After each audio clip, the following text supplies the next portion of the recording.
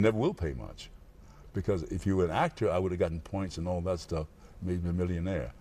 I'm happy to have been special effects, and that's all I was.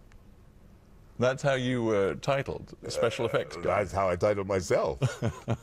I didn't want to be listed up there. When you talk about your career now, I've seen you say that you believe your best movie, your legacy movie, lies in the future, that it's still ahead of you. Oh, yeah. So what is Don't we hope so? Well, what is your dream role your dream I'm movie? not a writer. There's a writer out there who has that lying, hatching in the back of his mind, in the back of his soul, back of his heart. And he'll write it. She'll write it. It'll write it. I just wonder, given everything we've talked about today, whether for you it would be a political role, whether it would be a role that would sum up your experience as a black man in America, or whether it would actually be nothing to do with that. I hope so. Hope not to do with that. Because that stuff, we've tried to deal with it, and it gets a little worn. We have to find other angles, other ways of dealing with it. So we will have to wait to see what this ultimate role is. Yeah. James Earl Jones, thank you very much indeed for being on Hard Talk. That was Hard Talk. I'm Saroja Coelho. You're listening to CBC Radio 1. Have a great day. Good morning, Manitoba. I'm Marcy Marcusa. This is Information Radio, and you're listening to CBC Live on 89.3 FM, 990 AM on the app, or on YouTube this morning. Great to be back with you. I hope you had a great weekend. I know it's Tuesday, but big thanks to Emily Brass, who was sitting in for me yesterday as I was doing some teaching work at Sisler High School. So wonderful to be here. I actually had to look outside overnight to make sure that no one was taking flash photos of my home. The lightning, the thunder, the rain, it seems to have calmed down just a little bit this morning, but very wet out there still as we work through our Tuesday morning here. It's 17 degrees currently at 3 minutes to 6 a.m. Show's on until 8:37. If you need us on the morning commute, remember you can always call the line at 788-3093. Let's say good morning to the team. It has been a while since the team was all together. Good morning, Mr. Corey Funk, who returned just yesterday after 5 weeks off of parental leave. Great to be working with you again. Corey's our studio director and also will be on the air covering the commute. Good morning, Mr. Abi Adeyemi behind the controls this morning and every morning covering the weather forecast on air. So we'll talk to both of them in a bit. And good morning to Kevin DiPatebo, who is our producer and waving at you behind the YouTube shot this morning. So good morning to you, Kev. Heather Wells is here also and is here with political news leading from our newsroom. No matter which way. We have a lot of political news today. Hi there, Heather. Hi, yes, we do. And here in Winnipeg, it's a victory dance for the federal NDP. Political newcomer Leela Dance fending off a tough challenge last night, winning the federal by-election in Elmwood-Transcona. She did it by beating Colin Reynolds of the Conservatives by more than 1,100 votes. And she says she will fight for Elmwood-Transcona and for all Canadians. So we'll hear more about that. As well, a Manitoba judge has acquitted a court cashier accused of pocketing thousands of dollars in fine payments. The provincial court judge ruling the evidence wasn't convincing enough to show the cashier had anything to do with stolen money or that money was even missing in the first place. We'll hear that story coming up on our next local news at 6:30. All right. Thank you, Heather. Thank you. So we'll have much more on the by-election results last night in Elmwood-Transcona throughout the program. We're also about to hear national perspective on that story, as there was another by-election, as Heather was mentioning, held last night in Quebec that was significant. So stay tuned for all of that and more right now, coming up to 6.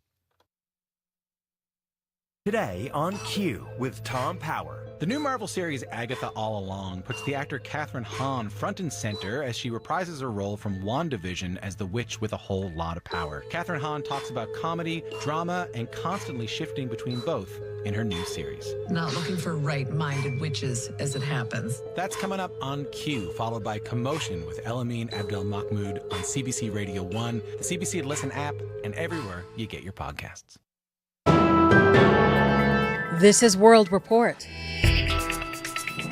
Good morning. I'm Marcia Young. It is another blow for the federal Liberal Party. The Montreal riding of Wasyliw and Marc-Verdun was won by the Bloc Québécois last night. It is the second by-election this year where the Liberals have lost their seat in a stronghold riding.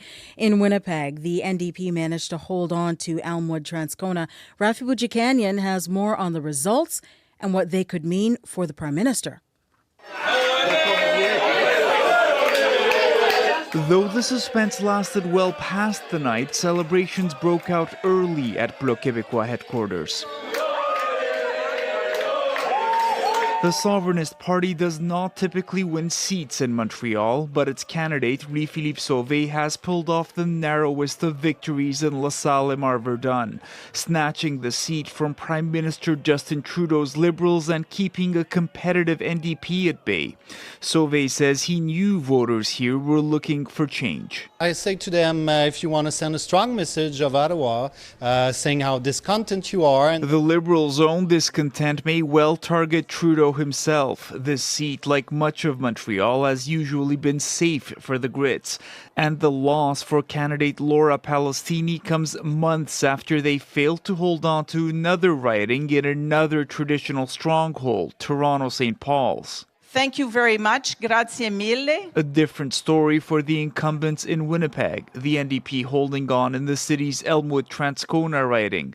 Their new candidate, Leela Dance, fended off a Conservative attempt at taking the seat. I promise to make you all so proud of me, and I will see you in Ottawa. Both the NDP and the Bloc have said they hold a lot of power in a minority parliament. Their leaders will no doubt be further convinced by these by-election results. Rafi Boudjikanian, CBC News, Ottawa. While by-election votes were being counted, the House of Commons was holding an emergency debate about police violence against Indigenous people. The NDP requested the debate. In the last 2 weeks, 6 First Nations people have died in separate incidents involving police. As Olivia Stefanovic reports, MPs are looking for answers.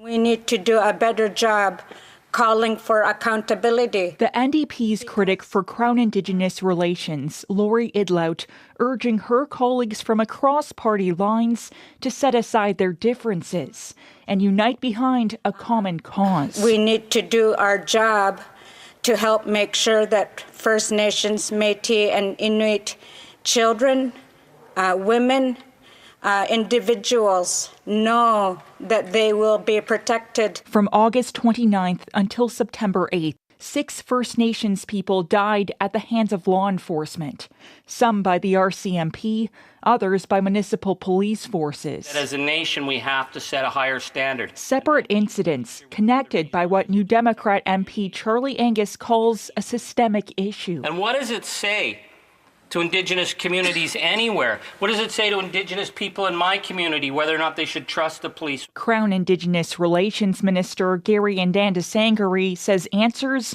don't come easily. We've been struggling with the notion of systemic racism in law enforcement for many years. The federal government says it is making investments in Indigenous police forces, while it drafts legislation to make First Nations policing an essential service. But the NDP says the funding announced so far is inadequate, and Indigenous people should be involved in police oversight. Olivia Stefanovic, CBC News, Ottawa. Hip-hop music mogul Sean Diddy Combs has been arrested. The 54-year-old was taken into custody last night at a hotel in New York. Homeland Security agents made the arrest. Combs has been under investigation for allegations of sex trafficking and abuse. We get the latest from freelance reporter Steve Futterman. Seems like yesterday we used to rock the show. He is one of the biggest names in hip-hop. Now Sean Combs is facing criminal charges that could put him in prison for years. The arrest comes after months of investigation, focusing on allegations of sexual assault and sex trafficking.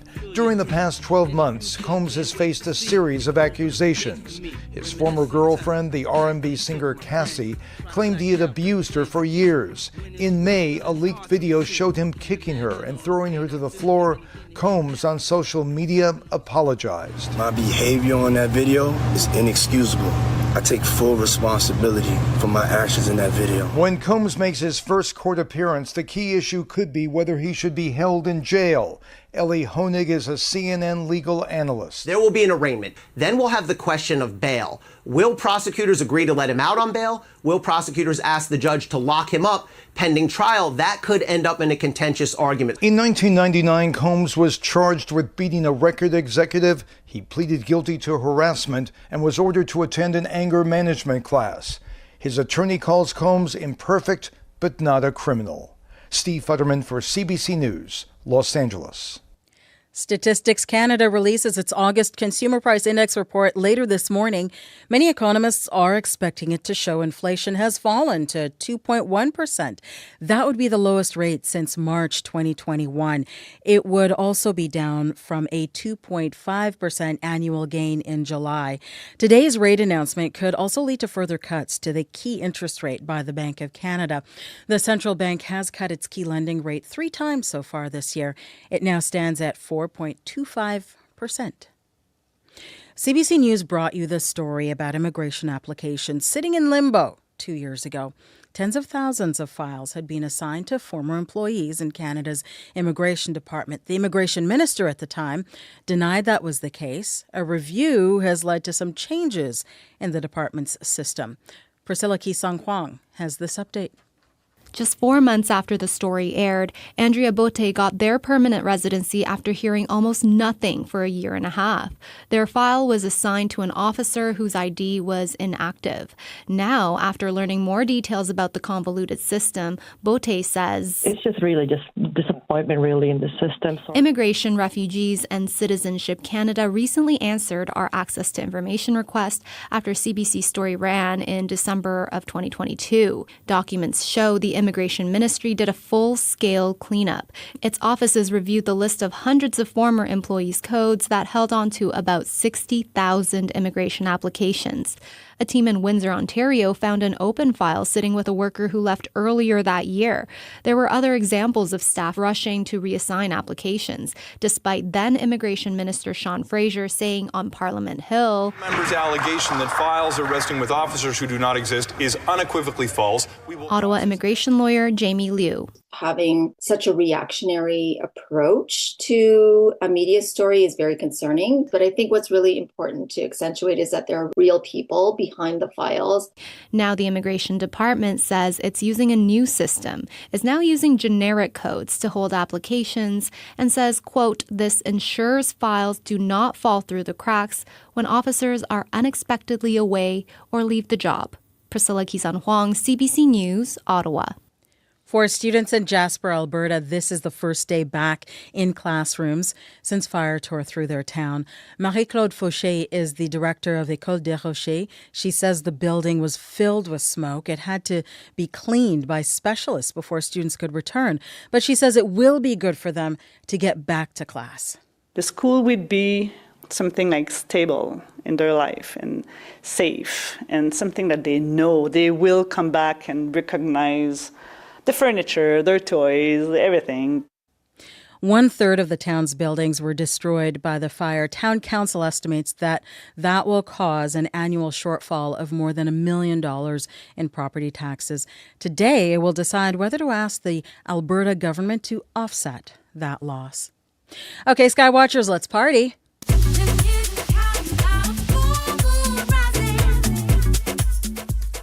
Moon Rising by Canadian DJ Guyance is the perfect soundtrack to watch the night sky tonight. Not only is it the harvest moon, it is a supermoon, brighter than usual and a little bit closer to Saturn. But if you are counting on the light of the moon to find your way home, here's a warning. The moon will pass through the Earth's outer shadow. That means there will be a very slight lunar eclipse from about 10 to 11 p.m. Eastern Time tonight.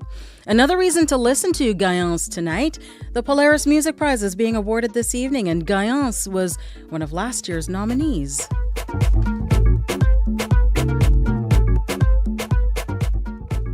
And that is the latest national and international news from World Report. I'm Marcia Young.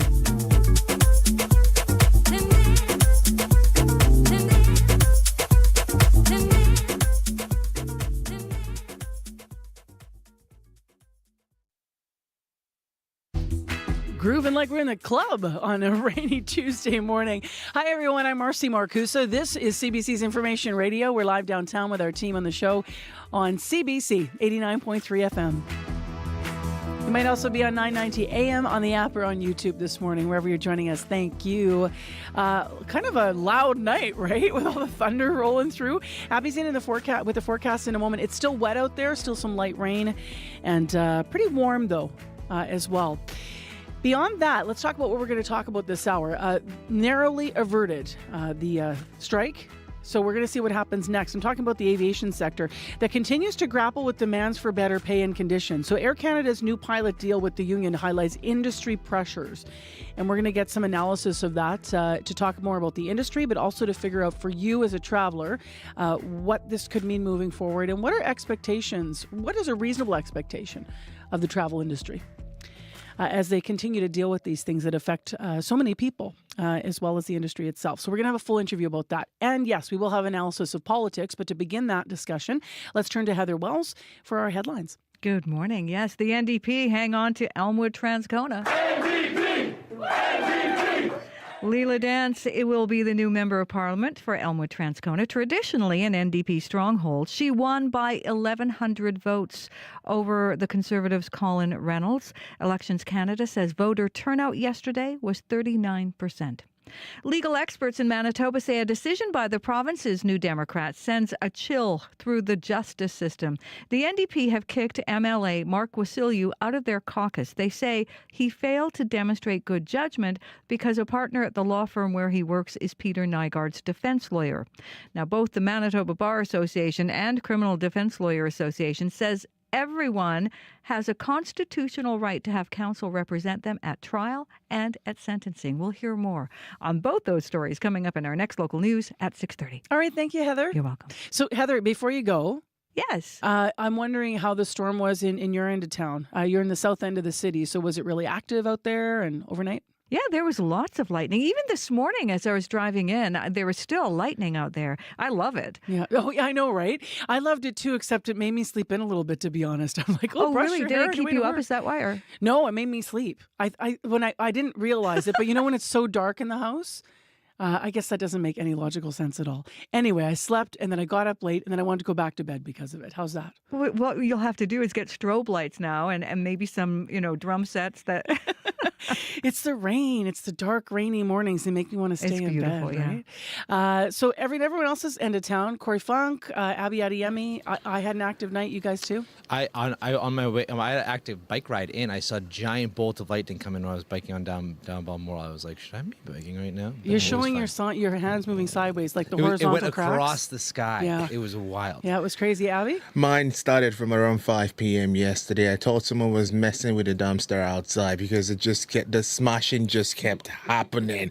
And then a few minutes later, my smart speaker went tornado warning. And I'm like, okay, calm down. Yeah. And then it flashed on my phone. I'm like, okay, calm down. Yeah, it was loud. It was just loud and smashing. And, the thunder just kept rolling into this morning. I'm like, okay, I'm just going to pose for a photo. So what's the rest of the day going to look like here with us? Yeah, a rainy start to Tuesday across board. 17 right now with some thunderstorms still being felt outside. Light rain showers we're seeing today. Expect cloudy morning with fog patches clearing. We'll see the sky begin to clear sometime this afternoon. A high would reach 24, though it's going to feel warmer with the humidity factored in. It's going to feel around 31. And then for tonight, the skies would be partly cloudy and will cool down to 16. In other regions, we're seeing foggy conditions in Thompson and partly cloudy skies in Thompson and down south. Temperatures all hovering between 13 and 19 and more. It's cloudy conditions, showers, thunderstorms. We're going to see highs get close to 24, 25. All right. Thanks, Abby. Thank you.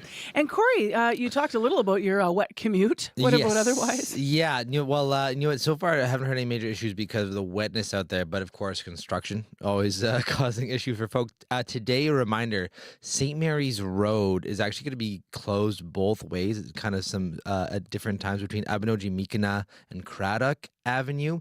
Now, it's going to be open. Northbound is going to be open for AM for this morning rush hour, and then in the afternoon, southbound lanes are going to be open for rush hour. But between then, it's going to be closed entirely in that section. So just heads up, if you do take that, St. Mary's is going to be pretty slow going today in that area, as you can imagine. That's pretty much the only major issue I'm seeing out there right now. But if you are walking, biking, driving, you see anything else going on, even if you saw some cool lightning, you want to tell me about that too, give me a call on the CBC commuter line. That number, 204-788-3093.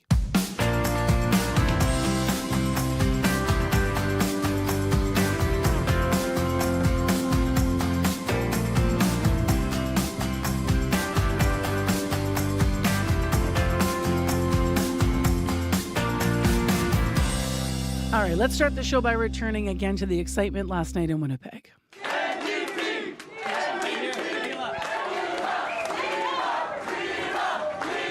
So they chanted her name, supporters of Elmwood-Transcona's new MP-elect, Leila Dance. As Heather mentioned, she did win last night in a by-election in Elmwood-Transcona. It became clear in that moment they started cheering that she was going to be the winners. She did speak with reporters and thanked those folks in the crowd. I just think this community spoke really loud about what they want, the importance of the things that the NDP stands for, like, making sure that we have a good healthcare system, making sure that we have affordable groceries, making sure that we have affordable living. Those are things that I've been talking about all the way through the campaign. So I'm super excited that the voters here align with my values and what I want to do moving forward. What does it mean for you that your last name's not Blakey and you won here for the NDP? What does that mean? I don't know, I like my last name. Dad's is a pretty cool last name, so I'm happy that again, the community came together and rallied and realized that a local girl can do this and represent this community. Your leader was here quite a bit. Did that help? Yeah, I have felt so much support, and I said that in the speech, from the federal NDP and the provincial NDP. Like, I really felt like they rallied around me and supported me and helped me and guided me through this. It's been great. What are your priorities? Definitely the cost of living. You know what? We used to be able to buy a cart of groceries for $100, and now it's 2 small bags. Like, that is something that affects everyone in this riding, no matter what area, whether you're from Elmwood or from Transcona. So I really want to do stuff that's going to impact this community. Federal NDP's new MP-elect for Elmwood-Transcona, Leila Dance, speaking to reporters last night after she defeated all of the candidates in the race. The closest competitor was the Conservative candidate, Colin Reynolds, and he losing there by 1,158 votes. So that means winning 48% of the overall vote. This is Leila Dance's win by 1,158 votes over Reynolds. So she won with 48% of the overall vote, and Reynolds got 44% of the votes. Now, in the 2021 general election, that gap between the NDP and the Conservatives, it's something to look at because it was much wider. The NDP got 49% of the vote. So remember, she got 48% now. That's pretty close. But the Conservatives in 2021 in that riding only got 28% of the vote. And last night, they brought in 44% of the votes. Here's some of what Colin Reynolds had to say to his supporters last night after it became clear that he wouldn't win the seat. I put my name forward to run in this by-election because I care about this community. The future of the riding is personal to me. I was raised in Valley Gardens. My wife and I started our family here. And I get to watch my grandchildren grow up in the same community as I did. I was driven by the belief that things can and should be better for the folks in Elmwood-Transcona. While this certainly was not the result we were hoping for, I'm proud of the work we did here. We were the underdog in this, and we made it a tight race, something I know we can all be proud of. I entered this election the same way I will leave it, a construction electrician, a proud member of IBW 2085, and a proud Conservative. Thank you all for your support throughout the campaign. We fought hard and should all be proud of what the Conservative team accomplished here. Thank you so much. Have a great evening.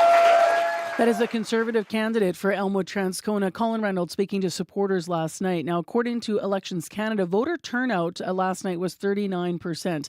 And you might be asking yourself, we don't usually have this robust of coverage all the time of every by-election. Of course, last night, National was also covering what was happening here in Winnipeg. That is because they were also watching another by-election in the Montreal area to see what would happen with all of this and whether or not what the outcomes were here in Manitoba and in Quebec, how that would signal what may happen in an upcoming federal election. So they're watching the results closely. We're going to get some analysis of that. The Liberals did lose in that Montreal area seat last night in that by-election. So we'll get more analysis of all this coming up just before 7. The CBC News app delivers the answers you want to know and need to know. What an extraordinary scene. The breaking stories that shape your world. Reporting from the scene onto your screens. Dropping the 8 now. We're just approaching Gaza. Your source for mobile news. Delivered when you want, where you want. This situation has changed very quickly. The CBC News app. Download for free. Poplar River First Nation, let's get to know each other a little bit better. CBC's Communities in Focus is coming to your community September 23rd to 27th. I can't wait to meet you and discover the incredible stories that make Poplar River unique. CBC's Communities in Focus, September 23rd to 27th. Visit cbc.ca/Manitoba/community for details. 6:21 a.m. is the time right now on 89.3. I'm Marcy Marcusa, and in Winnipeg, that light rain continues to fall after the active storm overnight. It's a wet morning. You're going to need some layers and not for the cold, more for the wet. And then also maybe an umbrella if you're walking. This should end up clearing with some fog dissipating later this morning as well. Well, it did come down to the wire, but a tentative deal was reached for Air Canada's pilots. And now attention is turning to the broader issues in the industry, and that's putting a strain on both experienced and aspiring pilots. We have John Graddick on the line this morning to talk more about the aviation job market. He is an aviation industry expert and coordinator of the Aviation Management Program at McGill University. Good morning.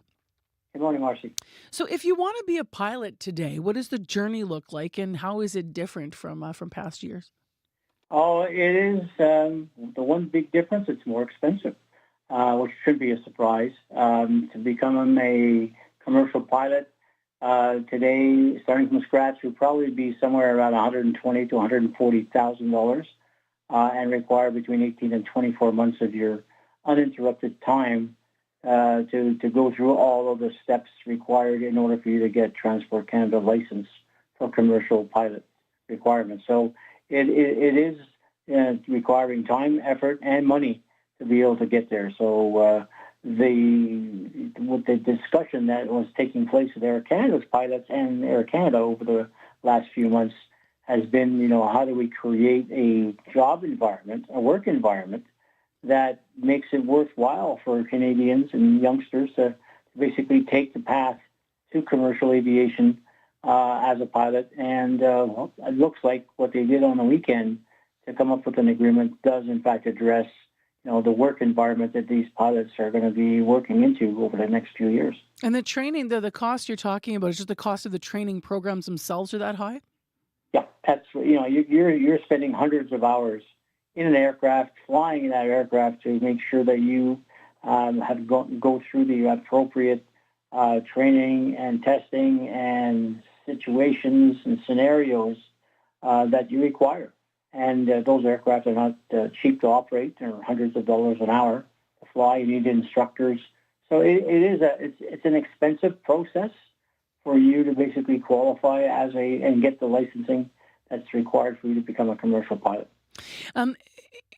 Pilots are often seen, and you can tell us if you can push back at this as a stigma or stereotype or where the truth lies in this, but pilots are often viewed as well paid, right? So people might question the push for better wages and working conditions and why it's happening now. Can you outline that? Yeah, I think you're right. I think people have the perception, these guys are getting paid, guys and girls are getting paid like $350,000 a year to fly. And yeah, that's the going rate in the marketplace, and that's the competitive nature of pilot wages in Canada. The problem is that when you fly as a pilot, you have a global market that you could fly into. Once you get the Canadian licensing for a commercial pilot, that piece of paper and your skill set basically has got a global market associated with it. You can fly anywhere in the world with confidence that your Canadian license covers you in terms of all the technical requirements of any other licensing agency worldwide. And in the U.S., that was a major sticking point with the negotiations, is that the wages that were being offered by U.S. airlines have jumped substantially over the last couple of years to reflect the fact that the U.S. carriers were in fact seeing a number of their pilots move away from the U.S. To other jurisdictions to fly, and they needed some way to protect and retain their pilots. And the answer to that one was, of course, wage increases. So are we losing pilots in Canada? When you look at sort of the trajectory of a pilot and how they come through the system, what does that look like? It was. We were losing somewhere in the range between 150 and 200 pilots a year to various jurisdictions around the world, whether that was in Hong Kong, or whether that was in Dubai, or whether that was to New York or LA. And so, and that was most likely, the reason for that was wages. So I think that, when you look at what WestJet did earlier this year with its pilots and what Air Canada did on the weekend, it should address the wage differential that was being offered by the world's pilot groups, world's airlines, and what Canadian carriers and were offering for similarly trained pilots. So hopefully that's been regressed. I promised the listeners that I would also ask you, John, in addition to the industry and how it's affected and where it might be heading next in terms of retention or trying to stabilize things, what does all of this mean for travelers? Because obviously, if you're going to train up to be a pilot, I shouldn't say obviously, I don't know how long it takes to do that. So how long are travelers going to be dealing with the fact that we have these significant shortages in our system and being impacted by it? It's going to be tough. It's not going to be tough for you flying commercially on Air Canada or WestJet or Porter, because that's the ultimate destination for Canadian pilots. What's going to be happening is regional carriers, the smaller carriers, supporting northern Manitoba or supporting the territories or supporting First Nations air services. They're the ones that are short pilots. And that will be short pilots for the foreseeable future because the larger carriers are rating these smaller carriers pilots and offering them incentives to fly with the big guys. So there is going to be a stress being put on regional carriers to make sure they have adequate pilot resources. And that's going to be a challenge that I think, unfortunately, will remain with us for another few years. So what happened on the weekend was a tentative deal between Air Canada and the Pilots Union addressing pay and conditions. Does it tackle the bigger challenges? What do you see in that agreement? Well, I think that the agreement does, in fact, kind of settle the landscape a little bit when it comes to wages for pilots. There's some other categories within the aviation industry that needs similar type of adjustments. May not be as significant as the pilots, but there is going to have to be a way for people to feel comfortable that working in the commercial aviation world has gotten a black eye over the last 4 or 5 years, and it's because of poor customer service and I would even say lousy airline performance. But I think that the industry needs to kind of rejuvenate itself and come up with a new set of working conditions, including wages, that would make industry attractive for people to want to work in the airline industry. And hopefully we've kind of turned the tide over the weekend to start that ball rolling towards making commercial aviation an attractive alternative for Canadians to want to work for an airline in a Canadian environment. And let's just leave people with the numbers here to revisit them. Globally, what's the projected need for the number of pilots that would need to be trained to meet the demand you're talking about? Well, I think in Canada, we're talking about 6,000 pilots. So we need over the next 3 or 4 years. In the U.S., they need 32,000 pilots. Globally, we're somewhere in the range of about 300 to 400,000 pilots short. Oh. All right. Thanks very much for outlining all of this. Appreciate having you on the program. All right, Marcy. Have a great day. Take care. Yeah, you as well. That's John Graddick, aviation industry expert, as well as a lecturer and the coordinator of the Aviation Management Program at McGill University. He was speaking to us this morning from Montreal. Coming up, we will have business news here on CBC. Christely Ramlakhan will be joining us. And today we're going to be talking about the federal government making some changes to mortgage rules. So we're going to hear what that might mean for you. Yet again, all these changes happening right to your bottom line when it comes to owning property. So Christely will walk us through all of that. that. In terms of the drive this morning, obviously you're going to have your wipers on. It's not raining as hard as it had been. I'm just kind of peeking outside our studio window here, and people seem to be certainly driving through the puddles, but it's not pouring down on us. This system, though, is going to continue to be wet for the start of the day here. Cloudy, clearing this afternoon, high 24, but your drive should be pretty good. 788-3093 if anything is in your way or you have a major problem you need to pass along to Corey, we'll get it on the air. Right now, your CBC Winnipeg News. This is CBC News. Good morning. I'm Heather Wells. Well, they were celebrating in Elmwood-Transcona last night. The scene at restaurant Junction 59 in Winnipeg's Kildonan Crossing. NDP supporters celebrating Leela Dance's victory in the federal by-election. As CBC's Bartley Kivas reports, Dance held on to a seat her party considers a stronghold. I will fight for Elmwood-Transcona. I will fight for Canadians. Jubilation and perhaps a little bit of relief as Leela Dance managed to hold on to Elmwood-Transcona last night for the NDP. I promise to make you all so proud of me, and I will see you in Ottawa. The resignation of former NDP MP Daniel Blakey in March made this a wide-open race. Dance ended up beating her closest rival, Conservative Colin Reynolds, by 1,158 votes. At the Royal George Beverage Room in Transcona, Reynolds reminded his supporters Blakey last won by 9,000 votes. We were the underdog in this, and we made it a tight race. Voters in Elmwood-Transcona won't have to wait long to do this all over again. A general election is coming for all of Canada no later than next year. Bartley Kivas, CBC News, Winnipeg. Legal experts in Manitoba condemn a move by the province's New Democrats to kick MLA Mark Wasyliw out of their caucus. The NDP says Wasyliw failed to demonstrate good judgment because a partner at the law firm where he works is Peter Nygaard's defense attorney. That lawyer is Jerry Wiebe. She says the NDP's decision scares her. They're not kicking him out for not being a good MLA. They expressly said he exhibited poor judgment in associating with me, because I represent someone who they don't like.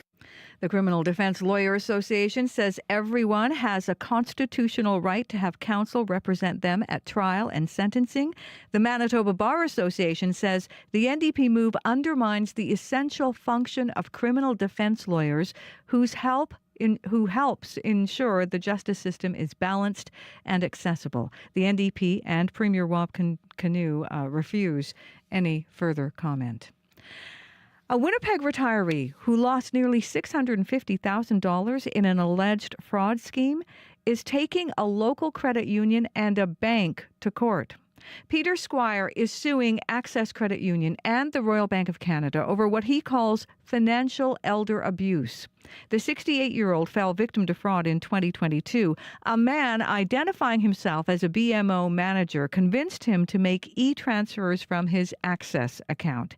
That money went into a Royal Bank account that turned out to be controlled by fraudsters. Squire's statement of claim says the credit union and the bank should have taken steps to prevent the fraud from happening. It says Access has since reimbursed Squire, but he says the credit union has denied all liability so far. None of the parties named in the lawsuit would comment. A Manitoba judge has acquitted a court cashier accused of pocketing thousands of dollars in fine payments. The cashier, who worked for the provincial court counter in Winnipeg, was found not guilty of fraud and theft over $5,000. The charges stem from $16,000 in payments made to the court between 2018 and 2020. An audit found 178 incidents in which transactions were not recorded. But Provincial Court Judge Rachel Rusin ruled the evidence wasn't convincing enough to show the cashier had anything to do with the stolen money or that any money was missing in the first place. Rusin says she firmly believes the payment system at the provincial court counter was, quote, archaic and problematic. Well, the House of Commons held an emergency debate last night on 6 recent deaths of Indigenous people during interactions with police. New Democrat MP Laurie Idlout represents the riding of Nunavut and called for the emergency debate. We need to do our job to help make sure that First Nations, Métis, and Inuit children, women, individuals know that they will be protected, that they will feel safe when they ask for law enforcement. The deaths happened between August 29th and September 8th in Saskatchewan, Alberta, Manitoba, Ontario, and New Brunswick. You can hear more national and international news coming up on World Report at 7. Stats Canada will release new inflation numbers this morning. The Consumer Price Index for August is expected to fall from the July rate of 2.5%. Inflation in this country is on a downward trend, and today's numbers will also include an improved way of calculating cell phone costs, which is part of the Consumer Price Index. We'll hear more on that when it becomes available. You can find more Manitoba news throughout the day. Just head to cbc.ca/Manitoba. All right. Thank you, Heather Walls. You're welcome. Heather in our news center this morning. All right, let's get into this wet forecast and the regional forecast, Abby. Rain and thunderstorm across border. That will be tapering off this morning with some clearing expected across the province. And then tomorrow we'll see a mix of sun and clouds. Right now, Winnipeg, we're seeing the light rain, currently 18 degrees. We should expect the sky to clear up this afternoon, and we will warm up to a high of 24. And tonight, that partly cloudy condition is going to stay with us, and we cool down to 16. Heading west to Brandon, 13 at this time. Partly cloudy conditions, also because of that rain. The day will mainly be cloudy. You have fog patches waking up you up this morning. That will be clearing up, and then you see a breezy conditions this afternoon. High 24. Thompson is sitting at 4 degrees. We're seeing some lingering fog patches in that region. Today, you should expect some sunny skies once this clears up, and then you get to a high of 23. Partly cloudy skies you see tonight. Further north in Churchill, it is 8 degrees and partly cloudy at this time. Today will bring a mix of sun and clouds, and of course, you'll warm up to about 21 degrees. And down in Dauphin, we're seeing 12 degrees at this time, though it's clear there. Expect a mix of sun and clouds today. Some fog patches this morning. That should clear up, and then you see some light breeze from the east, accompanied by a high of 25. Gimli sitting at 17 and cloudy at this time. For the rest of the Interlake region, we should see showers and thunderstorm ending this morning, and then some clearing is expected later. Some fog patches also for that region. That should dissipate, leading to a high of 23. Steinbach 18 and cloudy. Showers and thunderstorm also ending sometime this morning, followed by some clear skies. Some fog patches are already dissipating as we get into the morning period. High 25. And for Morris, it is 19 degrees and cloudy. Today's forecast for the Pembina Valley region calls for, showers and thunderstorm ending this morning as well, followed by a mix of sun and clouds. Expect a high of 25, and then tonight, partly cloudy conditions will be on the menu. You'll definitely be cooling down to 16. Just rain, thunderstorm tapering off this morning, and we should be expecting some clear skies across the province. Currently, Winnipeg, 18 degrees, heading to a high of 24. All right, thanks, Abby. Thank you. Corey Funk, the commute this morning? Yeah, really, the only major issue is some construction going on north that has southbound and northbound St. Mary's Road between Abnojimikina and Craddock Avenue closed just for today for electrical work.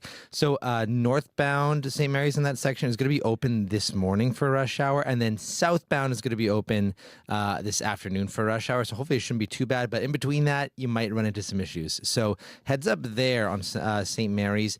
Also just a heads up, northbound, southbound lanes on Sturgeon between Saskatchewan Avenue and Silver will also be closed until October 4th for some water work going on there as well. But if you see anything else going on, give me a call on the CBC commuter line. If you're walking, biking, driving, love to hear from you. 204-788-3093. And I'm hoping, listeners, you'll let us indulge for only a moment, just because it's our first back on air together, Corey and I, to congratulate you on your new daughter. Thank you. Yeah, little Signy is doing great. Yeah, you think she's up eating already? Is she Oh yeah. Yeah, how's her sleep hours? Oh yeah, she's so probably far? she's probably up already. She sleeps better than our first. No insult to Cal, great guy, but she's definitely a better sleeper, and it's been a little bit more easy, and we're a little bit more chill the second time too. So I think it's different when you get the second. It's child, different. Right? It's totally different. Yeah. Did I shout her name out yet? I can't remember. I said her name.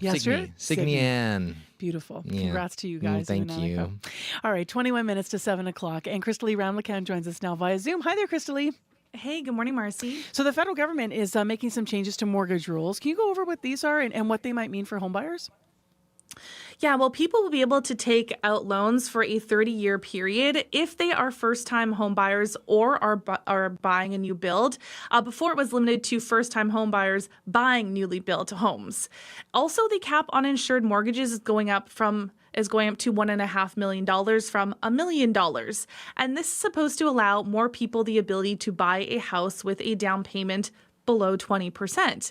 So before, if you didn't have a 20% down payment, you needed to take out mortgage insurance, but the insurance was only available for homes $1 million or less. Now, the government says the measures will incentivize more new housing construction and tackle the housing shortage. But it's unclear how the new rules will improve affordability for those coming up on their mortgage renewals, which will be, most likely at higher interest rates. Now, some experts are doubtful that the new measures will have meaningful long-term impact, and they say they might even push prices up. So Mike Moffat is a senior director at the Smart Prosperity Institute, a think tank in Ottawa. And he says if the housing market gets too hot, the government should reconsider these changes. So I think we need every tool necessary to get those homes built. I would have liked to see these changes be time limited. I do think having these extra amortizations might not make sense in a hot market, might just add fuel to the fire. But that's not where we find ourselves today. Now, home builders have lobbied for longer amortization periods to boost construction, arguing that more home buyers in the market would encourage developers to build more homes. But experts say there's also a shortage of skilled labor, and the cost of building is high, which is holding back supply. To another story now, the U.S. government wants to ban TikTok. That is, if it doesn't sell to a non-Chinese company. What do you think, what does this set us up for in terms of the future of TikTok? Well, you know what? That question is before the court right now in a landmark case. So yesterday, 3 judges asked probing questions of both TikTok and the government about a law that forces ByteDance, that's the app's owner, to sell TikTok to a non-Chinese company before January 19th or face a ban. So the judges expressed some skepticism around TikTok's arguments that Congress lacks the authority to pass such a law, but they also pressed the government on how a ban might infringe on First Amendment rights. So a ban would be the highest profile prohibition of a foreign-owned app from the U.S. government. And it would also force 170 million users to find other platforms and other ways of making money, like TikTok is a career for some people, right?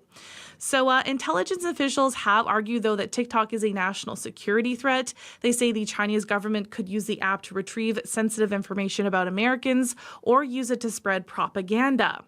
Now, TikTok, along with a group of creators, have sued to block this law, arguing it's a violation of free speech. For more on this, here's Gautam Hans, who is a professor of law at Cornell Law School. I think this law has some pretty obvious First Amendment problems. It, for me, seems to single out a company, practically speaking, because of sort of generalized concerns about national security that the government didn't have a lot of specificity at the time of the law's enactment. Now, the lawyers have asked the judges to deliver a decision in the case before December 6th, but legal experts anticipate that the losing party will still just appeal to the Supreme Court. And before you turn to markets this morning, there's another large company that's telling people to return to the office in person. Who is it this time? Yes, that is right. So Amazon will require employees to return 5 days a week to the office starting next year. So the prior mandate was 3 days, and the CEO says the change is necessary to invent, collaborate, and be connected. Now, as we know, some workplaces have been allowing people to work from home since the pandemic, but Amazon has taken a tougher stance than many of its rivals. Reuters has reported that some employees who were consistently out of compliance with that 3-day mandate were told that they were voluntarily resigning and were locked out of Amazon's systems. And the mandate has been deeply unpopular with a vocal group of employees who have said working from home is both effective and saves time and money with commuting. And last year, some even staged a walkout over these kinds of issues.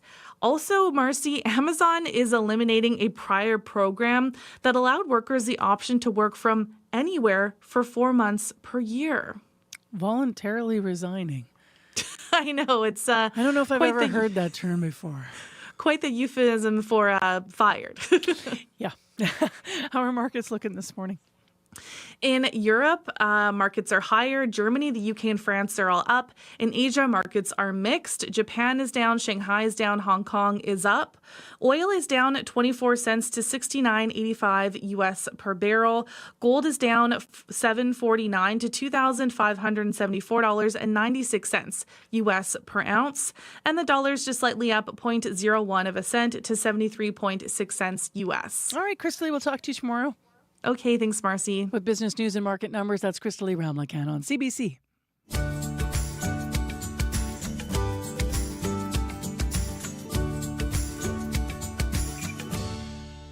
It is 6:45 a.m. on 89.3 FM, 990 a.m. on the app or YouTube. Dark out there, rainy. It's going to be one of those days where you got to probably drag yourself out of bed if you're having a good sleep. Or you're up because the thunder was so loud overnight. So as Abby's been mentioning, in Winnipeg, this should clear by this afternoon. A high of 24 for our day and a humidex 31. Light rain falling right now. It is 17 in Winnipeg and calm. In Thompson, there's fog and it's 3 degrees. And I'm mentioning that also because that's your cold spot in the province right now. Still ahead this half hour on the program, we're going to be continuing to analyze the results of last night's by-election in Elmwood-Transcona, where the NDP won. But we also are going to look at that in the context of the Liberals losing a by-election last night in the Montreal area. And so still ahead, we're going to have some federal political analysis, so stay with us. Right now, though, let's talk about dating, shall we? Looking for love these days may not be quite as romantic as it used to be. As CBC's Ellis Cho finds out next on the show, a lot of Gen Zs and millennials are choosing economics over chemistry. CJ Harriman was looking for love. Yeah, so I met this guy online and he had a very nice profile. I mean, it was interesting, nice photos. He was funny and handsome. The table. So I, of course, was very smitten right off the bat. Things were going great until she found out that he didn't have a credit card. I felt like it was a red flag of maybe deeper financial trouble. She was right. He was deep in debt. I'm not opposed to someone having debt if they have the ability to work towards paying it off and are saving and have kind of a financial management plan. But when there's debt and no financial management plan, that's where there's a deal breaker for me. For a lot of people on the dating scene these days, money is top of mind. According to a recent U.S. study by Northwestern Mutual, nearly half of Gen Zs and millennials say financial compatibility is more important than physical attraction. And just over a quarter of them believe honest conversations about money should happen before getting serious. Part of me, the financial planner and the money geek in me, is going, yahoo, it's about time. Because it's just so awesome that people are talking about their money and looking for someone who is simpatico with their money. Janet Gray is a certified financial planner with Money Coaches Canada. She says the cost of living is forcing young people to think about the financial prospects of their dating prospects. Because in the end, money affects everything. You know, do I have children? Do I buy a house? Do I try to buy a house? You know, do I have to work 5 jobs? Can I only work 1? I think there's a lot on them. Finances can put a lot of stress on a relationship. So Janet says it's important to be upfront about money sooner rather than later. Now, maybe it's unromantic to swap credit scores on your first date, but divorces are unromantic also. I see a lot of people later saying, you know, if I'd known that this was going to happen, I might have made a different choice. Choosing money over chemistry isn't new. Yuthika Garamay says economics and marriage always went hand in hand, until only recently. What happened in about like the 1960s was we had the sort of love revolution that people started to not just marry for money. They really prioritized wanting someone that they had physical chemistry with. Garamay is a psychology professor at Simon Fraser University who studies relationships. She says Gen Zs and millennials don't have that luxury of being hopeless romantics. And so I think what we're seeing with the younger generation is that they're sort of reverting back potentially to some of what we thought about when making decisions about who to look for in a partner. That may be why a dating app popped up recently, matching singles with great credit scores. As for CJ Harriman, she ended up dumping that guy with all the debt and found someone she really clicks with. We both like bowling, we both like golfing. We have very kind of similar family goals and family relationships. And so we bring those kind of soft qualities to the relationship, but also some tangible stuff that really makes a difference for setting up our foundation together. Yes, like money. For CBC Radio, I'm Ellis Cho. Cost of Living producer Ellis Cho. You can check out the show here on 89.3 FM on CBC. Well, up next on Information Radio this morning, let's continue to talk about federal politics, but get some bigger analysis outside of what we've been hearing in the news this morning in Manitoba. So in the news in Manitoba, the Winnipeg area riding of Elmwood-Transcona in a by-election last night was won by the NDP. But also, the Bloc Québécois narrowly won in a Montreal area riding last night. That riding is La Salle et Marverdon. Now, what does this all mean, these two wins in the context of larger politics and the federal scene? To analyze it, Ryan Tumulty's here, parliamentary reporter with the National Post. Good morning. Good morning. So can you start here in Manitoba and the significance? Because we know that the NDP won. They usually win in this seat. But we also know that the Conservatives had a much better showing than they have had in the last election. And next year, this riding is going to be redrawn. And it's going to include places like Dougal, which traditionally have voted Conservative. So how concerning is this for the NDP, even though they picked up the win last night, do you think? Yeah, I think the NDP will be happy with the win for now, but they will be worried because, obviously the election is important to the good people of Elmwood-Transcona, and I'm sure they'll be happy with their new candidate. But, there are ridings a lot like Elmwood-Transcona right across the country that are very close races between the NDP and the Conservatives, races where the Liberal Party just is third or not in contention. I think the NDP were looking at this seat last night as kind of a bellwether. So, they will be happy that they got the win. I think they'll be concerned about how narrow it was because it means all of those other seats that are sort of like Elmwood-Transcona, some in Northern Ontario, some elsewhere in the prairies, it means all those other seats are going to be tough battles as well. And I think that's going to be a struggle for the party.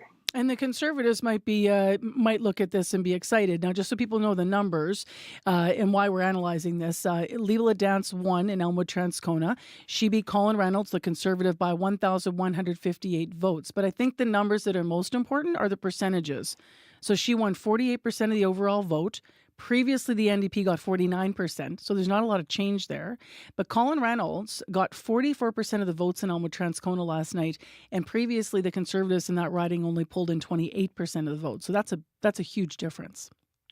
Yeah, it's a big jump for them. And, they have been competitive in that riding in the past. They, of course, have won it.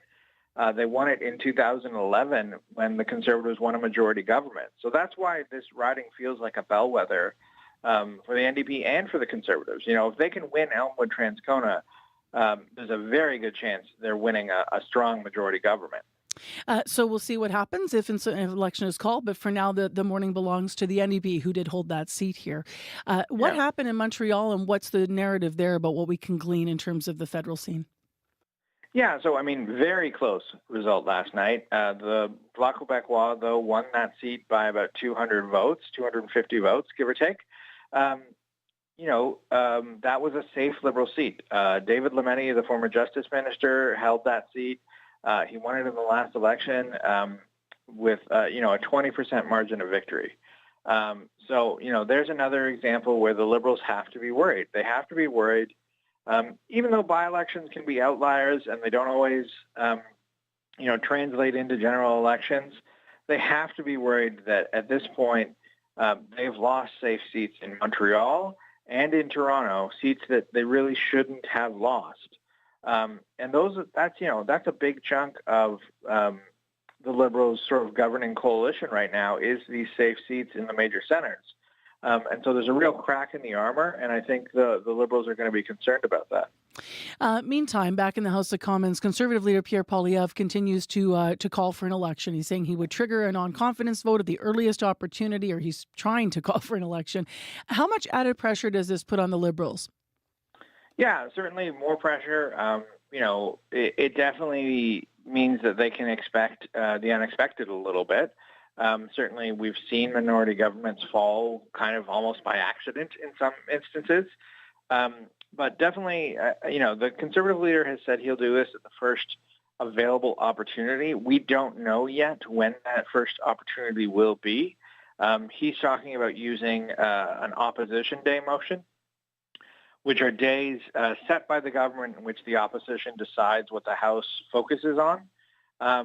The government House leader, the Liberal House leader, has said that she doesn't intend to sort of play any games with those opposition days, that they'll be doled out like they normally are. So that means that in the next couple of weeks at the latest, I think we should see a day for the Conservatives. But certainly, the pressure is on, and then things like these by-elections influence this, because if the NDP is feeling really strong about their position, maybe they're a little bit more eager to go to an election. So it will be interesting to see how this all plays out. All right, Ryan, thank you very much for your time this morning. Appreciate the analysis. No problem. Take care. That is Ryan Tumulty, parliamentary reporter with the National Post. I also want to thank the people of Elmwood-Transcona, those that were involved last week with CBC, and welcoming us into your community and into your neighborhood as we did a live show at the Elm on Henderson Highway, that cafe there, 163 Henderson. Just really appreciated the engagement. And I know we'd visited Chalmers Neighborhood Renewal Corporation and met people from Transcona and Elmwood who are working and living, and you told us what you wanted to see in your next in this election, by-election. So really appreciate you engaging with us. 3 minutes to 7 o'clock now. Heather Wells is in with more headlines and analysis of what we've been talking about. Good morning. Good morning. Yeah, the federal NDP doing a victory dance. Political newcomer Leila Dance fending off a tough challenge last night, winning the federal by-election in Elmwood-Transcona. She wins the riding by beating Colin Reynolds of the Conservatives by more than 1,100 votes. And Dance says she will fight for Elmwood-Transcona and for all Canadians.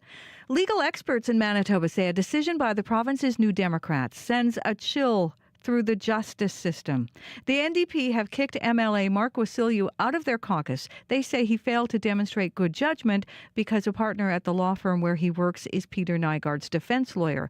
Both the Manitoba Bar Association and Criminal Defense Lawyer Association say everyone has a constitutional right to have counsel represent them at trial and sentencing.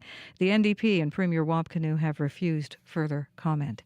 I'll be back with more Manitoba news at 7:30. All right, thank you, Heather. You're welcome. We have more analysis of that story coming up in the next hour of the show. We actually are going to have a full interview with the Criminal Defense Lawyers Association. I got to make sure I get that title right. Pardon me here. With the Criminal Defense Lawyers Association Manitoba. Yes, that's our guest. So before 8 o'clock, we're going to have a full conversation all about this.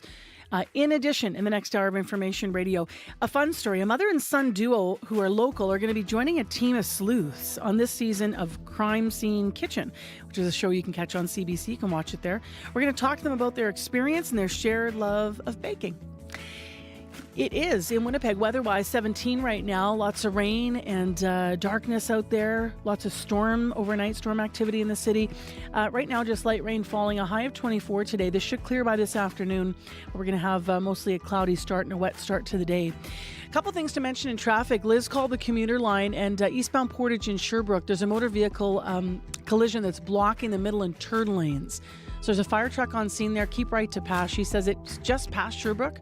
So a truck without a tire blocking the right middle lane there. So eastbound Portage in Sherbrooke, an issue. Today on The Current. Because it's the first technology that can make decisions by itself. The writer Yuval Noah Harari takes on big topics. His latest is a history of information and how it's being shaped by artificial intelligence. Yuval Noah Harari on the danger of losing control of our future to new types of information systems, coming up on The Current. The Current with Matt Galloway. This morning at 8:37, 9:07 in Newfoundland, and on the CBC Listen app. This is World Report. Good morning, I'm Marcia Young. We begin in Montreal, where the federal Liberals are waking up to another by-election loss. The Bloc Québécois won the former Liberal stronghold of La Salle et Marc-Verdun, and the NDP are celebrating a win in Winnipeg. They managed to hold on to the Elmwood-Transcona seat. For more, let's go to Janice McGregor in our parliamentary bureau. And Janice, how do these results shape the big picture in Ottawa? Marcia, one of the main storylines this fall is a dramatic shift in momentum for the Bloc Québécois. While the NDP and the Liberals had a working agreement, how the Bloc voted was less important. But now the third party in the House of Commons holds the balance of power. The Bloc's Deputy House Leader, Christine Normandin, said last night that at a time when federal parties are increasingly snarky with each other, Quebec voters really appreciate the Bloc's singular focus on their interests. We presented ourselves as the adult in the room, making concrete propositions. I think it really helped. Justin Trudeau's summer now bookended with losses in urban Toronto and urban Montreal seats that the Liberals previously won by wide margins. The local campaign in Montreal had tried to decouple the Liberal brand from its leader. They didn't put Trudeau's face on the signs. Senior cabinet ministers parachuted in to persuade voters to stick with them, said they felt confident. So this 20-point tumble overnight is a stomach-churning wake-up call. Jagmeet Singh and the NDP also poured a lot of personal capital into this race, hoping to recapture the spirit of what happened when New Democrats won it in 2011. In the end, they couldn't match their own high hopes, but even making this a nail-biting three-way fight could be seen as progress. The New Democrats were disappointed in Montreal, but they had more to celebrate in Winnipeg. Yes, Leela Dance's margin of victory here wasn't nearly as comfortable as the Orange team's win in the last election, but she did manage to hold this seat against the headwinds of Conservatives building national momentum. The previous MP, Daniel Blakey, was asked if ripping up the supply and confidence agreement boosted her campaign. The NDP has always been very clear that we're not buddies with the Liberals, but we wanted to be able to get them to do things. And I think everyone knew that that would only last for so long. A win's a win, but the emotion for New Democrats in this seat might be relief more than celebration. Holding this seat may be just as difficult when they have to defend it again in a general election. Thank you, Janice. You're welcome. The CBC's Janice McGregor in Ottawa. The Alberta government has to return more than $130 million to the federal government. The money was given to the province during the pandemic to clean up old oil and gas wells, but some of the cash wasn't used. And as business reporter Kyle Bax tells us, some Albertans have questions.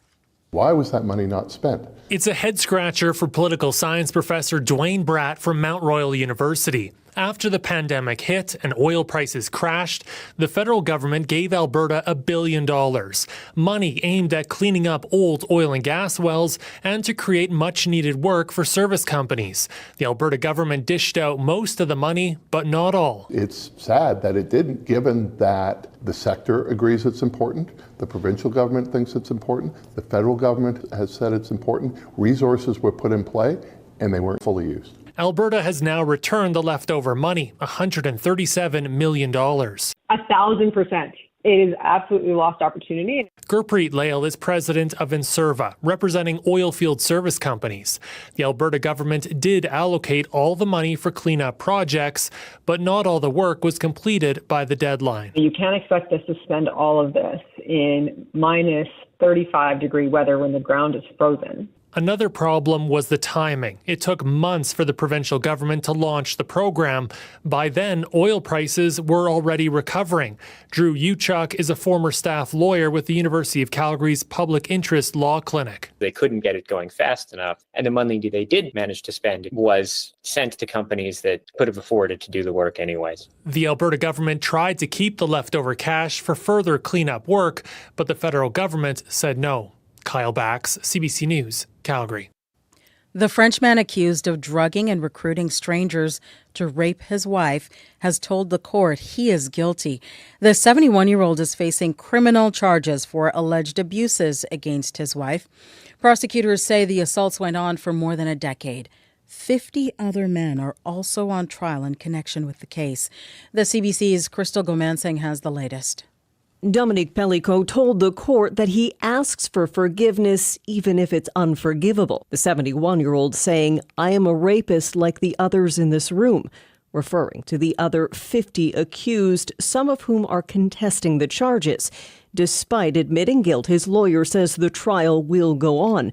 Beatrice Zavaro describes her client as downcast. He asked his wife to forgive him for everything that happened. "I don't know what Ms. Pellicoat will decide to do with this request." The main defendant's now ex-wife, Giselle Pellicoat, was given the opportunity in court to respond, saying, "It is difficult for me to listen to this. For 50 years, I lived with a man who I would have never imagined could be capable of this. I trusted him completely." Appalled by the case, French citizens hit the streets this past Saturday. Hundreds mobilized in support, holding signs reading "Alliance of Women," and not all men, but always a man. I would like to tell Giselle that we hear her words, said the supporter. "I'm here to speak for the victims." The court case lays out abuses spanning more than a decade, where she was drugged by her then husband, raped by men he recruited, and filmed while she was unconscious. The trial in Avignon is expected to last for 4 months. Crystal Gomansing, CBC News, London.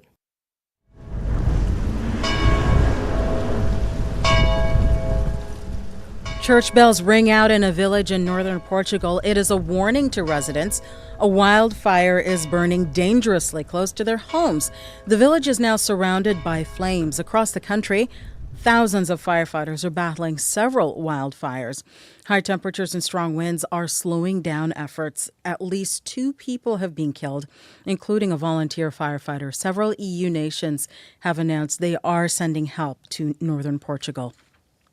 The company that owns Facebook, Instagram, and WhatsApp is banning Russian state media outlets from its platforms.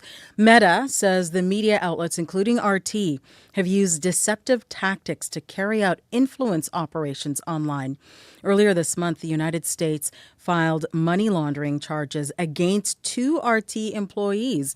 Officials say they were involved in a scheme to produce content that would influence the 2024 U.S. election. Every year, hundreds of bodies in Ontario go unclaimed by family or friends. It is an issue that has been brought into focus since the COVID-19 pandemic. But as Guy Kenville reports, there is a safety net in place to help ensure every body is given a dignified goodbye. You have to respect everybody. Jean-René Berthiaume is a funeral director in Hawkesbury, Ontario, who also helps handle unclaimed bodies. Berthiaume holds services for people whose bodies haven't been spoken for and invites people who knew the person, even if the family isn't there. He can't embalm the deceased, but he'll wash their bodies before the service. The dignity that you bring towards someone who passes away will define who you are at the core. More than ever, directors like Berthiaume are being called on by the municipalities where a person died to care for the unclaimed body. In 2019, before the pandemic, Ontario recorded fewer than 500 unclaimed bodies. By last year, that figure more than doubled to over 1,000. It may be that they are estranged from their loved one and they choose not to claim, and we certainly respect that choice. Louise McNaughton-Filion is an Ottawa-based regional supervising coroner for Eastern Ontario. She says financial hardship is also common, but sometimes third-party groups, churches, synagogues, mosques, and shelters claim the bodies and oversee their burials. And I've got to say, it's heartening to know that people care about these people that are unclaimed. At the Hawkesbury Cemetery, where the area's unclaimed are buried, graves are nestled among those marked with traditional headstones. As Marc Bisson, a cemetery spokesperson, put it, we wouldn't want to segregate a class of society from the rest, and that's what a cemetery should be. Guy Kenville, CBC News, Hawkesbury, Ontario. And that is the latest national and international news from World Report. News anytime at cbcnews.ca. And you can listen to us live every morning on the CBC News app. Just tap on the local icon. I'm Marcia Young.